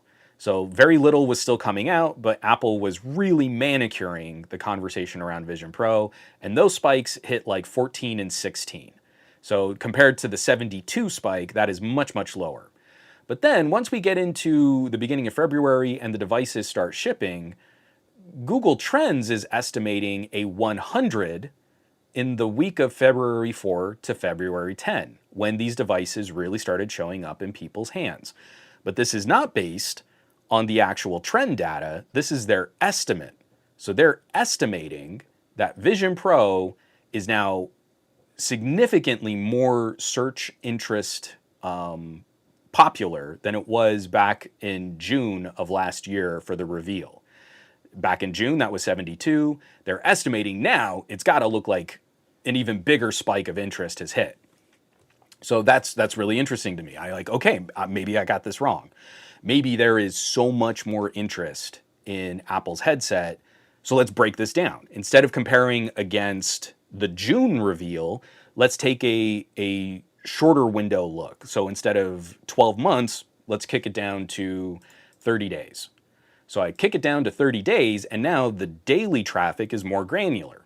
So remember, we got that 100% spike estimated for February 10th. Well, if I kick it down to 30 days, Google Trends now looks like this, where we catch those earlier bumps in January, and now the top spike is for February 4th, literally a week ago, and that's now the 100% spike. That's the peak interest over this period of time, and every day since then, we've seen dramatic drop-offs in search interest. So from February 4 to February 5, it drops from 100 to 87, then down to 66, then down to 52, then down to 40. Well, this is very different than their month-over-month estimate that by the end of February, it would be spiking to 100, to peak to the top interest in that search term. So I said, let's get even more granular. What does the last week look like since I made this comment a week ago? And now we're getting the hourly and the daily shifts, where the peak interest was on February 5th at 11 p.m. And that's our 100% spike. And then every day back to 11 p.m., we're seeing about a 20% drop off. So it dips during the day, then late at night, it peaks to its next peak, and then it drops, and then it lifts, and then it drops, and it lifts. But we can see that this is a general decrescendo in the search interest, getting to today, February 12th at 10 a.m. is down to a 17. So for where it was last week at 100, it is now at a search interest of 17. So I'm not bringing this up to slam the Vision Pro. I'm bringing this up because we keep assuming a quality of conversation. I highlighted this on the PedoPixel Response podcast. We immediately question what Samsung is doing in this space, what Google is doing in this space, and then we point to things and say, oh, but the value drops off, or the trade-in deals aren't as good, or search interest has plummeted week over week on this new phone launch. Apple hype journalists, people in this industry of tech commentary, have been promoting the idea of Apple VR, AR, or MR with nothing to show from Apple for over 12 years. We got a surge of search activity the day we started getting actual unboxing videos from people who pre-ordered and had the Vision headset shipped, and they could actually physically handle it and show it to their viewers on camera. And every day since that first peak, we are seeing the search drop just like any other tech product. The search drop here has not been as dramatically bad as the Galaxy S24 Ultra. But the Galaxy S24 Ultra is a very iterative smartphone design. There's not a lot of interest in what does it do, what's different, how is it better than the S23 Ultra. You can accomplish that in a very short conversation. Apple launching the first XR goggle solution after more than a decade of hype from Apple journalists and, according to these Apple journalists, more than 15 years of patents and development and R&D has already plummeted in the first week that the product is out. And we're already seeing that reflected in the public conversation.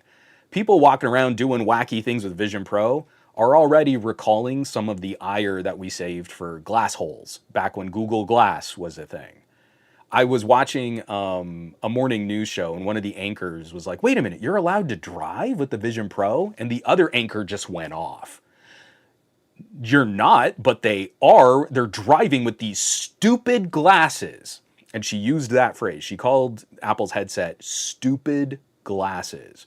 And that is a very important little bit of information for us geeks to internalize. That's how other people see us from outside of our hobby. And we've got ambassadors that are not doing a good job. So the same thing that befell Google Glass.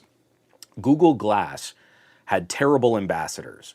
It was only people that could afford to go to a Google store and have them fit this thing to their face and had enough money to pay for a $1,500 heads-up display.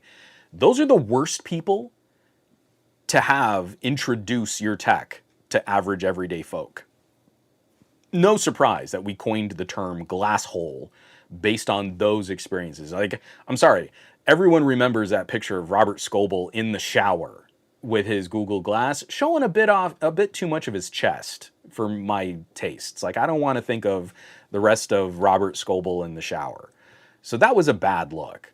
People walking around and doing Vision Pro-y things while crossing the street or while driving their Teslas is an increasingly bad look for Apple.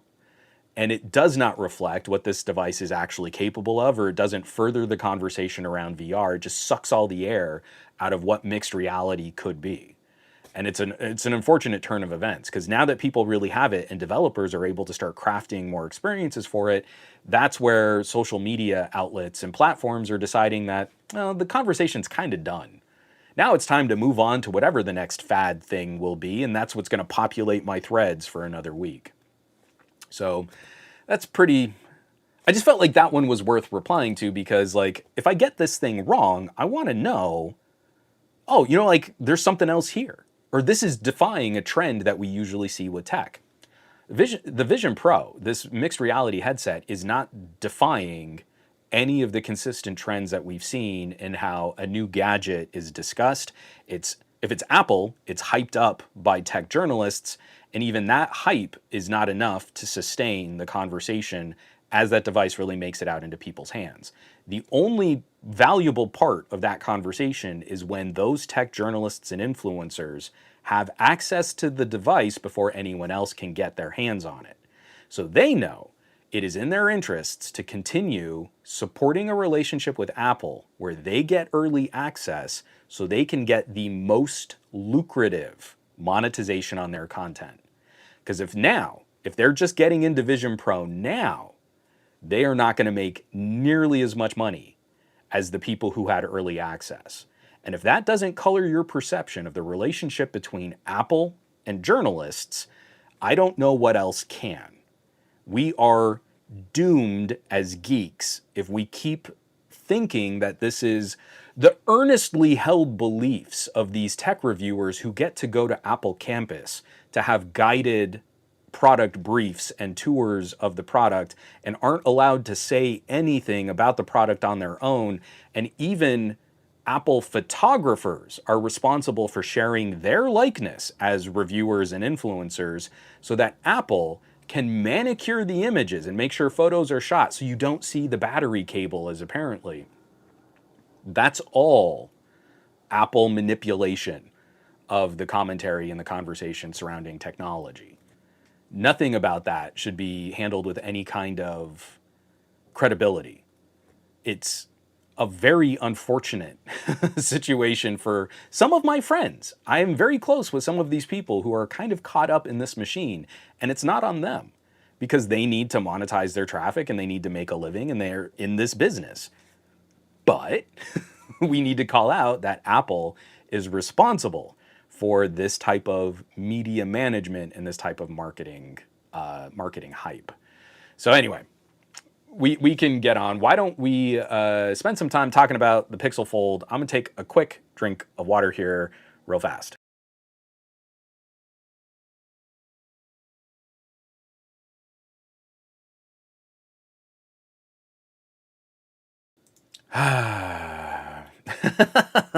Dave Burns. I can't wait for MindGeek to help get that interest back up. Are they going to help with a rise in that interest? I think that's pretty funny. Oh yeah, a DTNL. I'm certain there's a John Redinger video out there that should make it very clear what happens when you speak your mind while reviewing an Apple product.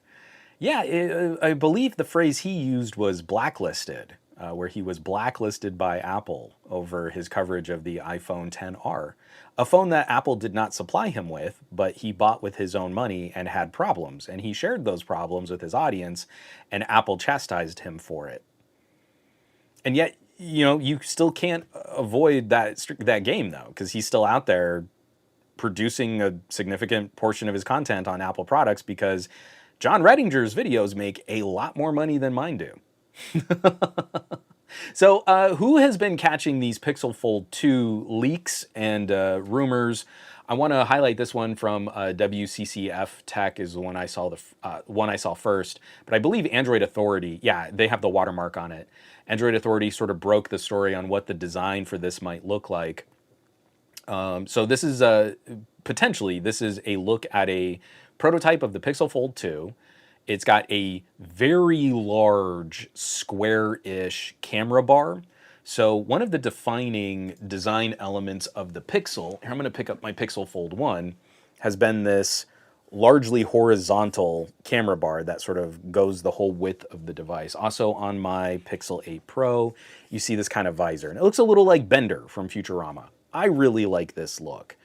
What we're going to see for the Pixel 9, it looks like instead of tapering to the sides, it's going to be more of like a raised flat oval that goes the width of the phone. But on the Fold, if we're going to incorporate larger camera sensors, what this looks like is moving one of the sensors underneath the other two and allowing that to have more space for other things like camera flash and microphone and all that other stuff. So you move some of this side and the flash, So you move that to the side and then the cameras sort of stack above and underneath each other in a more square look at that phone. I almost picked up a phone that I'm not allowed to show you yet as an example of another kind of phone design conversation. I'm really tired. We were up kind of late last night after the big game. So I need to make sure not to do dumb things like break embargoes. But I don't necessarily hate that that's what this looks like. I'm a big fan of phones like the OnePlus Open. And the OnePlus Open has a comically large circle on the back of one panel so that you can incorporate larger camera sensors. And so instead of having this kind of large circular dial, you just sort of move the camera sensors, put one underneath the other, and you make it more of a square. And I get it. It kind of is in keeping with the Pixel design philosophy, but I do wish it had a little bit more of that horizontal look. Dr. Claw 77, that camera bar on the leak looks like poop, like the Pixel look they've been wearing for the last few years. I like the current Pixel design philosophy. I think it looks sharp. And it is much more identifiable out in public. So I can't always tell what model of Samsung someone might be rocking, but I immediately know, like, oh, that's a Pixel, and that's a Pixel 6. I think this was a very good design strategy for Google to differentiate their phones from other people, and it's kind of in keeping with some of my favorite design accents from like old Huawei phones, like the Huawei Mate 10 Pro had an over under camera, but then had this like horizontal stripe that ran it was just in the glass, but it ran the width of the phone. Those types of accents help, I think, stand out a lot better. And see, exactly, a DTNL saying, the camera bump though, I kind of want the visor to go the entire width. I do too. Oh, I see what you're saying. Yeah, he meant to say he likes the current Pixel look, but he doesn't like the leak of the Fold 2. That looks like poop. I don't love it, but I understand why they're doing it in terms of maximizing space and depth for other camera sensors. The thing that I'd like to get your thoughts on, and I'd love to see some comments on this before we kind of wrap up This Is the Gadget block, and we talk about my quandaries with another gadget review. Getting back into screen sharing here, another aspect of this is going to a skinnier front display. If this comes to pass, because it's not quite the same aspect ratio as the Z Fold. So like when you open up your Pixel Fold, you get a very squarish rectangle, but it is a rectangle. So this is my Pixel Fold, and you can see, it's longer than it is tall. And that I love having these two panels in a very Surface Duo kind of orientation. When you are split screening apps, they're side by side, I think you get a better view of each app. On the Galaxy Z Fold, every single time I use a Z Fold, I open it and then I immediately rotate it 90 degrees so I get the longer rectangle orientation. I don't like that. Now, this does not look like Google is trying to copy the Z Fold. This looks a little bit more like what we've seen from Honor and Oppo. This orientation looks a bit closer to the screen orientation. Here, let me pull up both screens on my Pixel Fold and on my OnePlus Open. I'm trying to like one-hand these things, and I'm trying not to drop $2,000 phones. So the OnePlus Open is a little skinnier and a little taller, but when you open up the Open, it is almost a perfect square. So I open up the Open, and then if you rotate it 90 degrees, it's a little bit longer, kind of, but it's very similar. Apps will react like you've just changed the orientation, and then you look at the app and you're like, I don't know, this looks exactly the same. The amount of content that you have on the screen doesn't look like it's changed at all. And I think it's hilarious, like especially in Plex, because Plex doesn't know what to do with the Open. So you go scanning while the tablet is technically vertical, and then you push play on a movie and it rotates at 90 degrees, and you're like, it looks exactly the same. I don't know why you needed to rotate 90 degrees. That's kind of silly. So I don't know. What do we think? Do we think that, I think the OnePlus Open is the better computer, hands down. But I really like the aspect ratio on the Pixel Fold. I think the aspect ratio on the Pixel Fold is actually a little bit more useful, and it helps change up other experiences, like the difference between watching movies on the outside screen versus the inside screen. And I like that it's a more of a little book form factor. That is a tangible difference in how I handle it, how I use it compared to the OnePlus Open. Do we think that Google is gonna kind of knock those other Chinese designs? Do we think that this Pixel Fold 2 really is gonna look more like a OnePlus Open? They're doing the bigger camera bump on the back of the phone, just like the OnePlus Open has a bigger camera bump on the back of the phone. The outer display looks like it might be skinnier. The OnePlus Open is a skinnier outer display. To me, I think it's kind of interesting watching the different sort of evolutions. If we're talking about mini tablets that fold in half and become double thick phones, the Galaxy strategy seems to be one of the less popular solutions to this, where you've got a really, really narrow, skinny outer display, and then you open that into being a more 4x3 rectangle. So hold on, let me see this back here. Yeah, Kapakash saying the Pixel and iPhone are the most identifiable out in the wild. You can't miss them. Dr. Claw, that's a good look. OPO as far as unfolded. Oh, from the Oppo or from the Pixel Fold 2? Michael Corcoran, I hope that the Pixel Fold 2 render is not real. No visor, portrait mode shape rather than Duo passport shape. So this isn't a render. This looks like it could be a prototype, and I don't know if this is a prototype far enough in manufacturing that we should expect that this is what the Pixel Fold is going to look like, or if this is just one of those temp units where they're working out different strategies for cameras and stuff like that, and the actual device will look something different. From Aditya, you could say that Plex is perplexed when it comes to the orientation. Nailed it. You burnt. And then Michael Corcoran saying, yeah, much better with one hand, plus all the other folds already have the other method. It's redundant. So I'm kind of torn on this.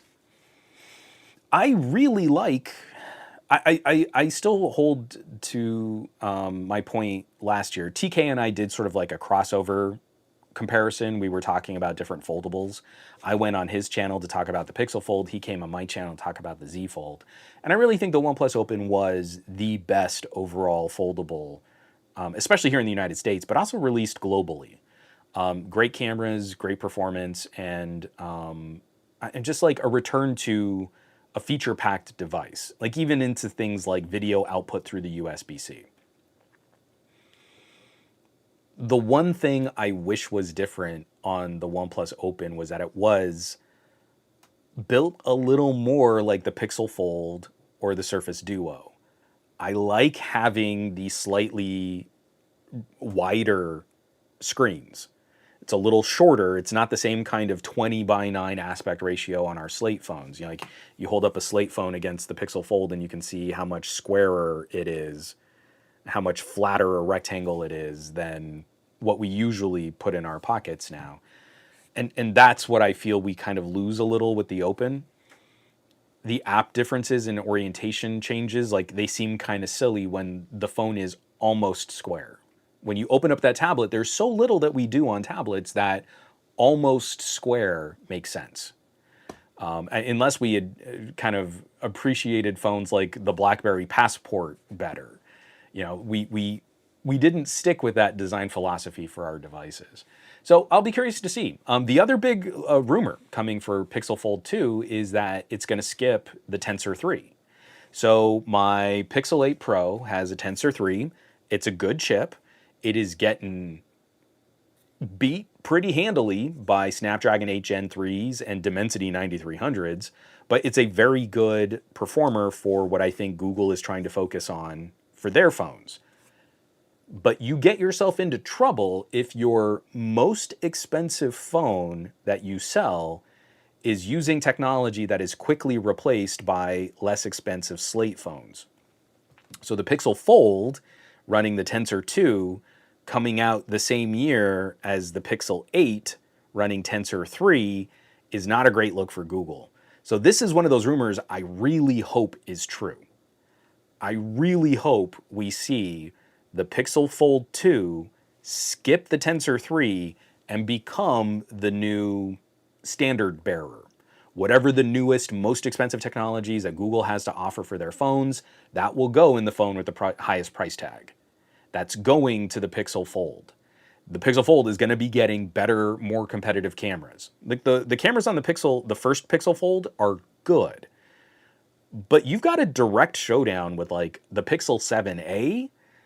And there are a couple situations where I feel like the Pixel 7a is going to outperform the more expensive Fold.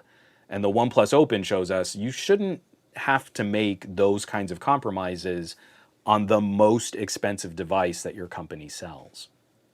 So that could be kind of tricky. I really hope that some of these things play out, like the internals. We get an improved fabrication process. Tensor 4 maybe brings a slight core configuration change where Tensor 3 is a little less exciting than even Tensor 2 was. And then maybe we also get some radio and some management improvements. And that would be a fun generation over generation improvement. Because that is, I think, where the first Pixel Fold kind of drags the user experience down a bit. Like, compared against a Pixel 7 Pro, the Pixel Fold can run even a little toastier than the 7 Pro can.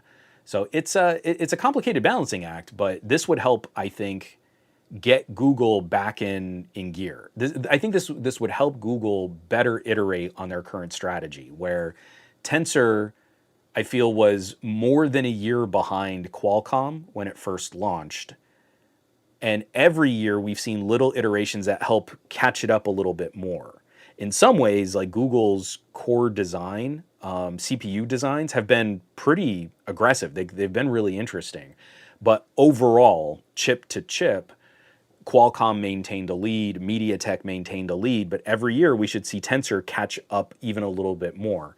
If we can launch into Tensor 4, I think hopefully we'll have a good reply to the Snapdragon 8 Gen 3, but then we'll be talking about the 8 Gen 4 and the Dimensity 9400 at the end of the year. The cycle is just going to keep abbreviating, and Google needs to show that they can catch back up, especially as they start looking at shifting their chip fabrication from Samsung to TSMC. So, yeah. Dr. Claw, the form factor of the Pixel Fold is superior. The letdowns were various aspects of hardware, especially the battery life. Kind of reminds me of the LG V10 and how it gives me battery anxiety. The Pixel Fold is, I have not used it as much out in the field with my SIM card inside of it. And even against the Pixel 8 Pro, I just don't trust it will last me how I need it to over a day of heavy use. Especially now that I've been playing with phones like the OnePlus Open and the OnePlus 12, where the battery life got real good. It got real good. So that's pretty great. And until we get replaceable batteries, this stuff is going to matter a lot. So yeah. From Gabaletta, that's one thing I do miss about my Z Fold 3. It wasn't as squared off as the Z Fold 5. I mean, like those little nuanced design changes, I think we're going to see Samsung and Google start emulating some of the more popular designs from Huawei, Xiaomi, and Oppo.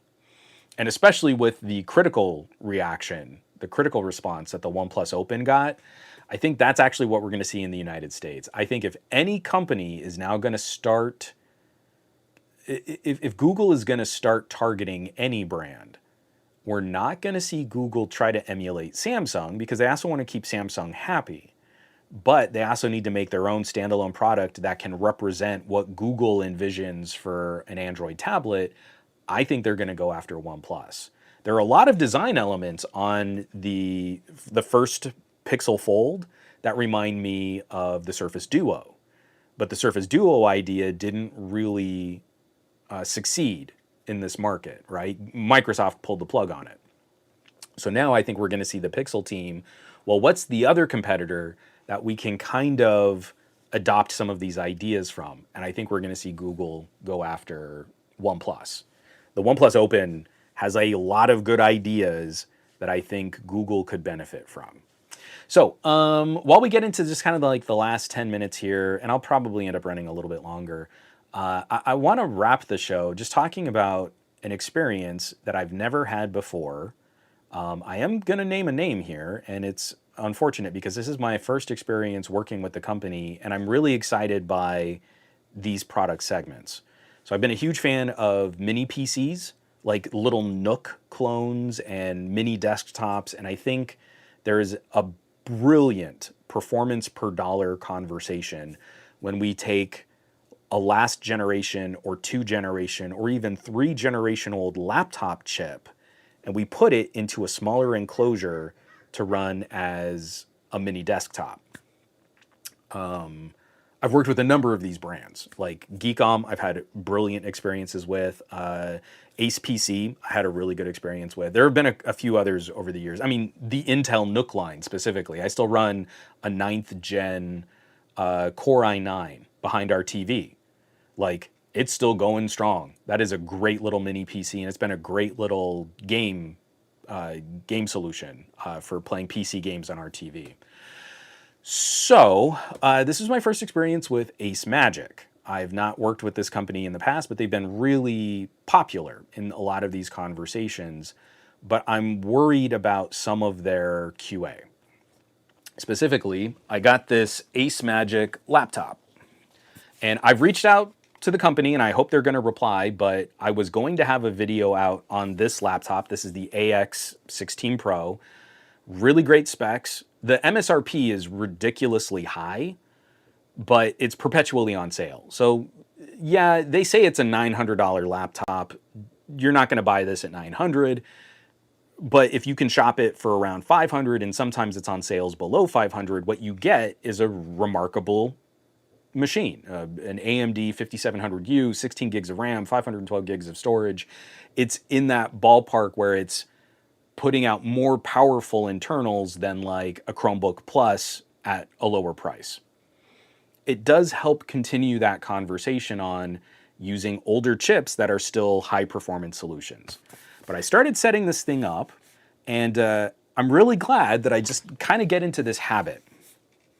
I have personal accounts that I do all of my actual life in, and then I have reviewer accounts that I put on review phones to install apps and then, like kind of test performance. I'm not really going to live in that phone or live in that PC, but, it's kind of firewall between my actual personal information and then what I do as a reviewer. So I'm setting up this AX16 Pro, and while I'm setting it up, I get a Windows Defender warning. And so I immediately disconnect it from Wi-Fi, and it says that it's detected malware. At the time, the only things that I had installed on this machine were Firefox, DaVinci Resolve, Geekbench 6, and VLC. So I disconnect it from my network, and I set up a portable drive, a portable apps drive, with some virus scanning software on there, and it confirms there's a nasty little virus that has a history of doing things like acquiring user information and leaching passwords and logins for different accounts and getting into banking information. And you're like, oh, okay, this one's actually pretty bad. This isn't like a false positive, or I wasn't using cracked software to do some of my testing. I mean, before I was really making money as a reviewer, to get around the license restrictions on things like video editing software, sometimes I would crack that video editing software. I think a lot of us have been in places like that before. DaVinci Resolve, I don't need to do that, so I don't. And that one really kind of scared me. Like, thankfully, I hadn't set this machine up with my actual personal accounts. Like, I was looking at this laptop like, oh, this is something that maybe I could also kind of donate to the school or give to a family member or something like that. And it really changes up that part of the conversation where I am making these recommendations on little mini portable systems because they're inexpensive. And one of the things that I pointed to, especially like in my Geekom videos, is you can buy a mini NUC and set it up yourself and put in your own RAM and your own storage and install your own operating system. And that can be a little bit more expensive, but then you have a bit more control over what you're doing. Or you can go to a company like Ace Magic, Ace PC, B-Link, Geekom, all of these brands, and you can buy a pre-built machine that's going to come to you. For this to have arrived at my place the way that it did, and the fact that I was able to detect this not on any kind of funky partition, not in the firmware of the device, it was in a file in Windows, means that as they were flashing these machines, I'm assuming, and I don't have a reply yet from the manufacturer, but I am assuming that they are kind of gray market getting their keys for Windows. And as they flashed an image on a batch of machines, someone was able to add malware, or a virus specifically, to that image. And then that gets flashed on a bunch of machines in a factory. And then they get these keys, sort of not black market, but gray market. And I mean, people have had good experiences buying Windows keys online. I don't know where you go to shop those and get good deals on them. But ostensibly, you're paying the manufacturer to have Windows pre-installed and ready to go. Well, let me just get one more drink of water here because I'm getting kind of dry.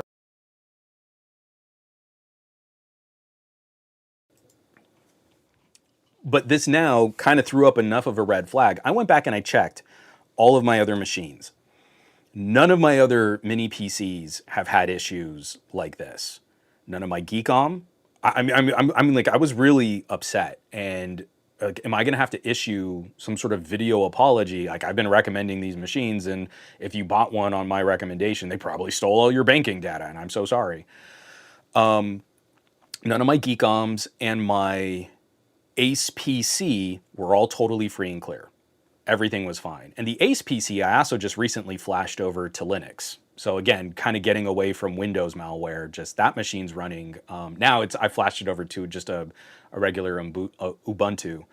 But it got me really, really anxious. So the other system that Ace PC sent over was a more traditional desktop mini PC. I put it back in the box.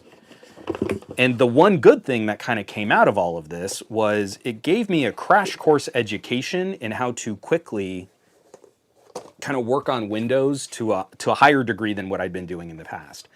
So this is the AD08. This is one of the newest machines that Ace Magician. God, I got to be really careful here. Ace PC is a separate manufacturer than Ace Magic. This is an Ace Magic. The laptop is an Ace Magic. The new Ace Magic, this is a 12th gen Intel. I pulled the SSD out of this machine and I did a whole bunch of virus scanning and forensics, and like it actually got me to invest in a better M.2 reader. So I also got this little bad boy so that I could not only read my portable SATA SSDs, but also I can scan and I can copy over system images to my M.2 drives. So again, this was like a good upgrade. I really needed to have made this upgrade sooner, but this prompted me to really kick my own butt and get after it. The box here is miserable. Let's get a different container for that. So this machine is free and clear. This machine came to my door safe, but now I'm worried. I'm worried that part of my recommendation on these system builders, where this is kind of a generic case. We've seen a couple different manufacturers use this case. They're getting these parts, they're putting them in, they're doing their own flashing of software. That software is coming with their own pre-installed services. And now I feel like I need to make that a bigger part of the recommendation or conversation. Moving forward, even from companies I trust and I've done business with in the past, and I think they do business in a reputable way, I'm not always sure they will be able to guarantee the QA and the manufacturing on these machines. And that kind of kills me because, like I said, I've had good experiences in the past. This is the first time I've had a big, scary red flag pop up in one of these PC reviews. But now I feel it's irresponsible of me to not say, you're getting a great deal. You need to learn a little bit about Windows.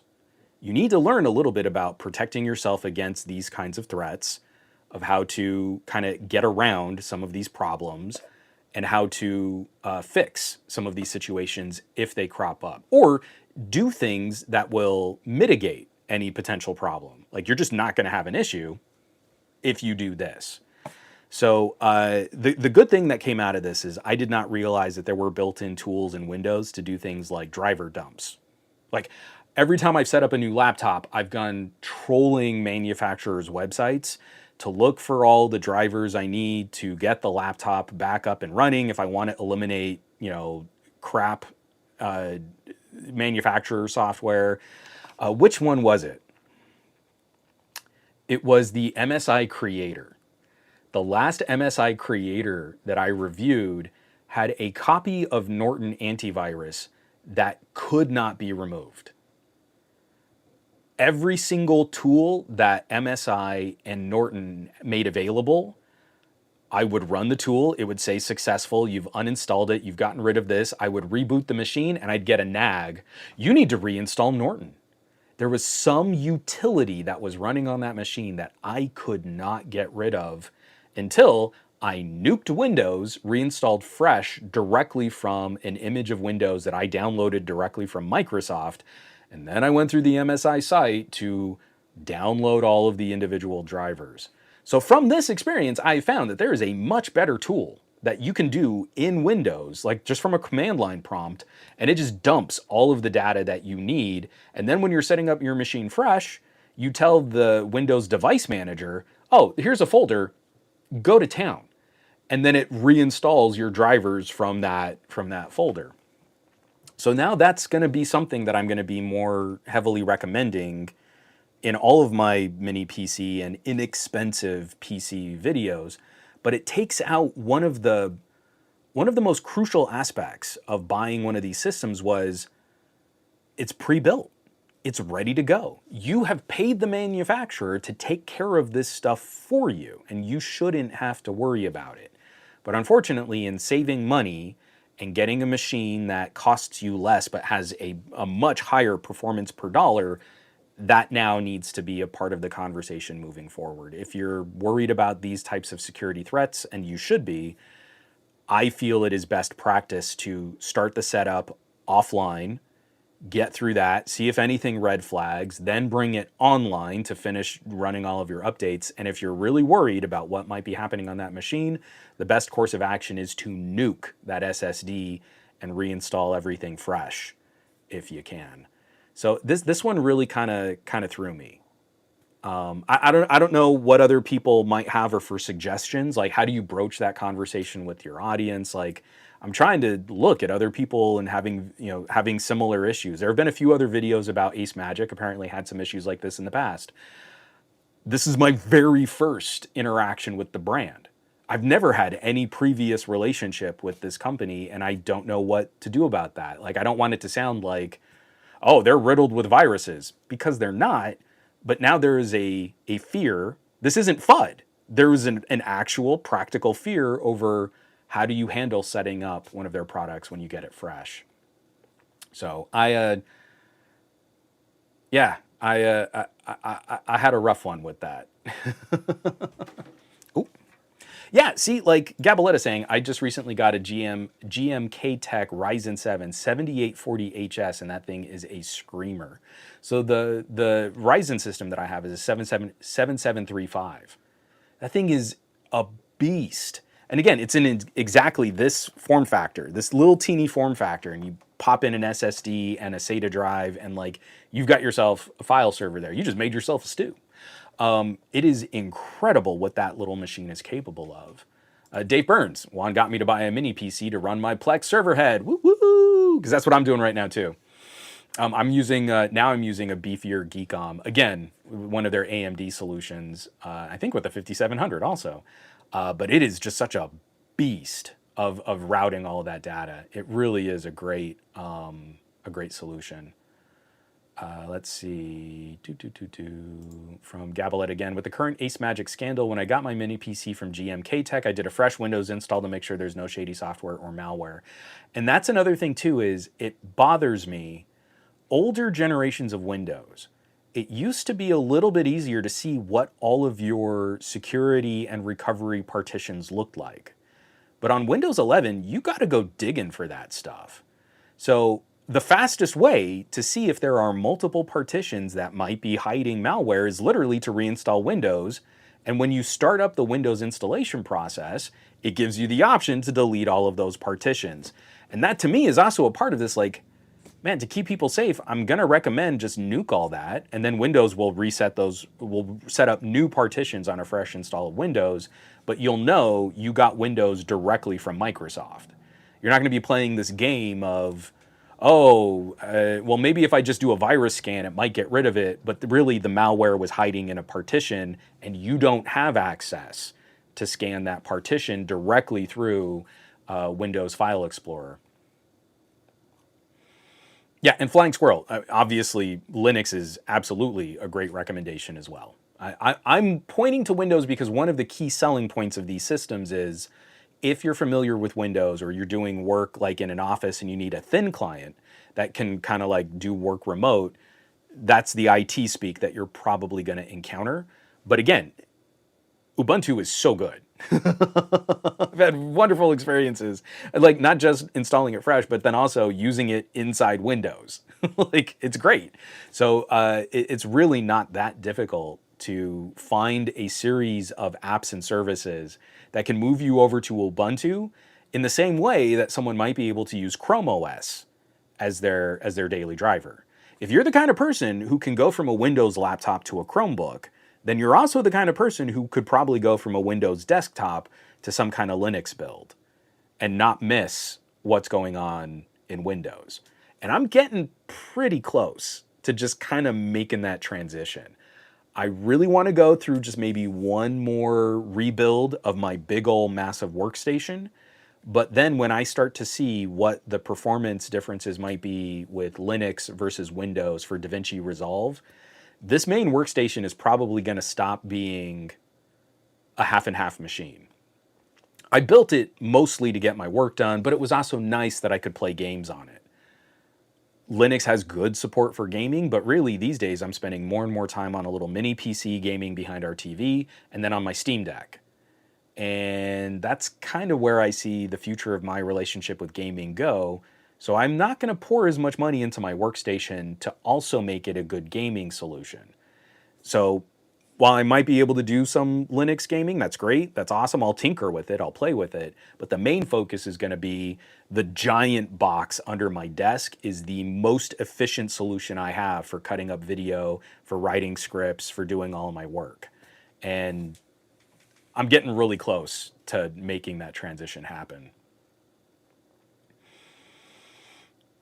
Oh, Doomerb, that's actually a good point too. I've heard other people mention this, I've never done it. For drivers, I personally like to use Snappy Driver, Installer, Origin, never had issues, although all of my laptops are much older. I'll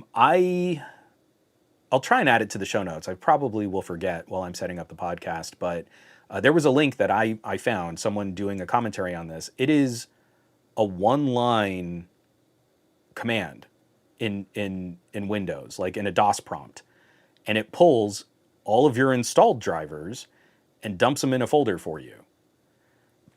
So instead of even installing another app or another service to install that for that hardware, you set up the machine offline. You really want to be scanning everything and doing virus scans and having like portable apps and services if you're worried about the security. But if you get into the machine and you don't see any immediate red flags, just pull those drivers, save them to a little USB drive, wipe the machine, and then as you're setting it back up, a bunch of stuff is going to show as like not installed. And then you go into your device manager and just say, all the drivers are in this bucket, go find them. And then you're good. And you don't have to go looking. What I like is that it's a completely offline reinstall. And that's what I think is cool. So yeah, you do need to work from one computer to set up your other computer, but it's been working really well. And you can also do some other tweaks, like if you use Rufus to like make the media for your USB drive to install Windows, you can maybe delete some of the more obnoxious Windows setup requirements, like logging into a Microsoft account, which I've maybe been doing on a lot of these things. So that could also be a good perk.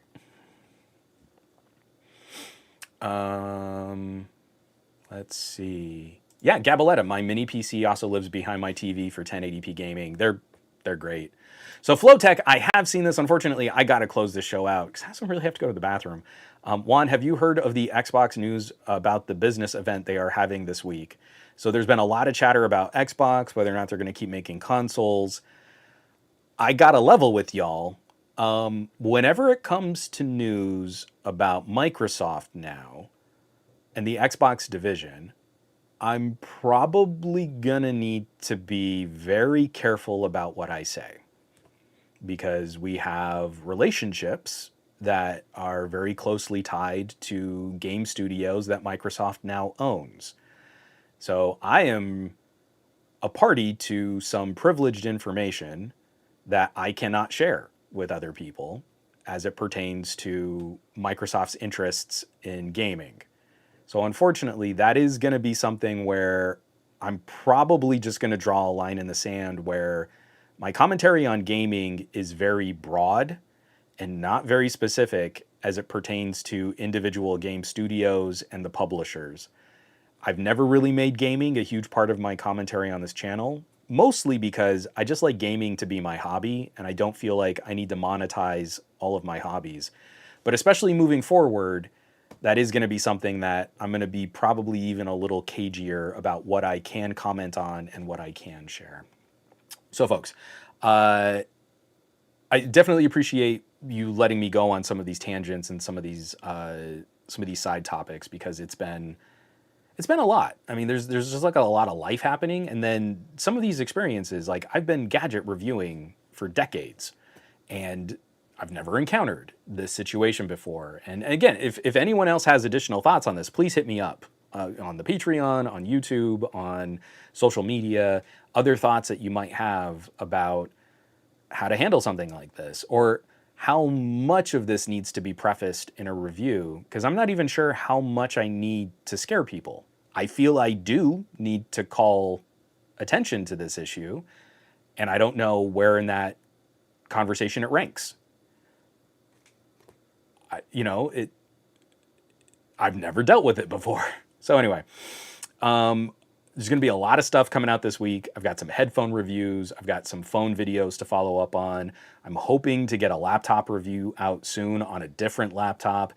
It's some really cool stuff. And we're leading into our conversations around MWC. So this week is sort of a little bit of that lull before we get into a whole new slate of phones and announcements and launches.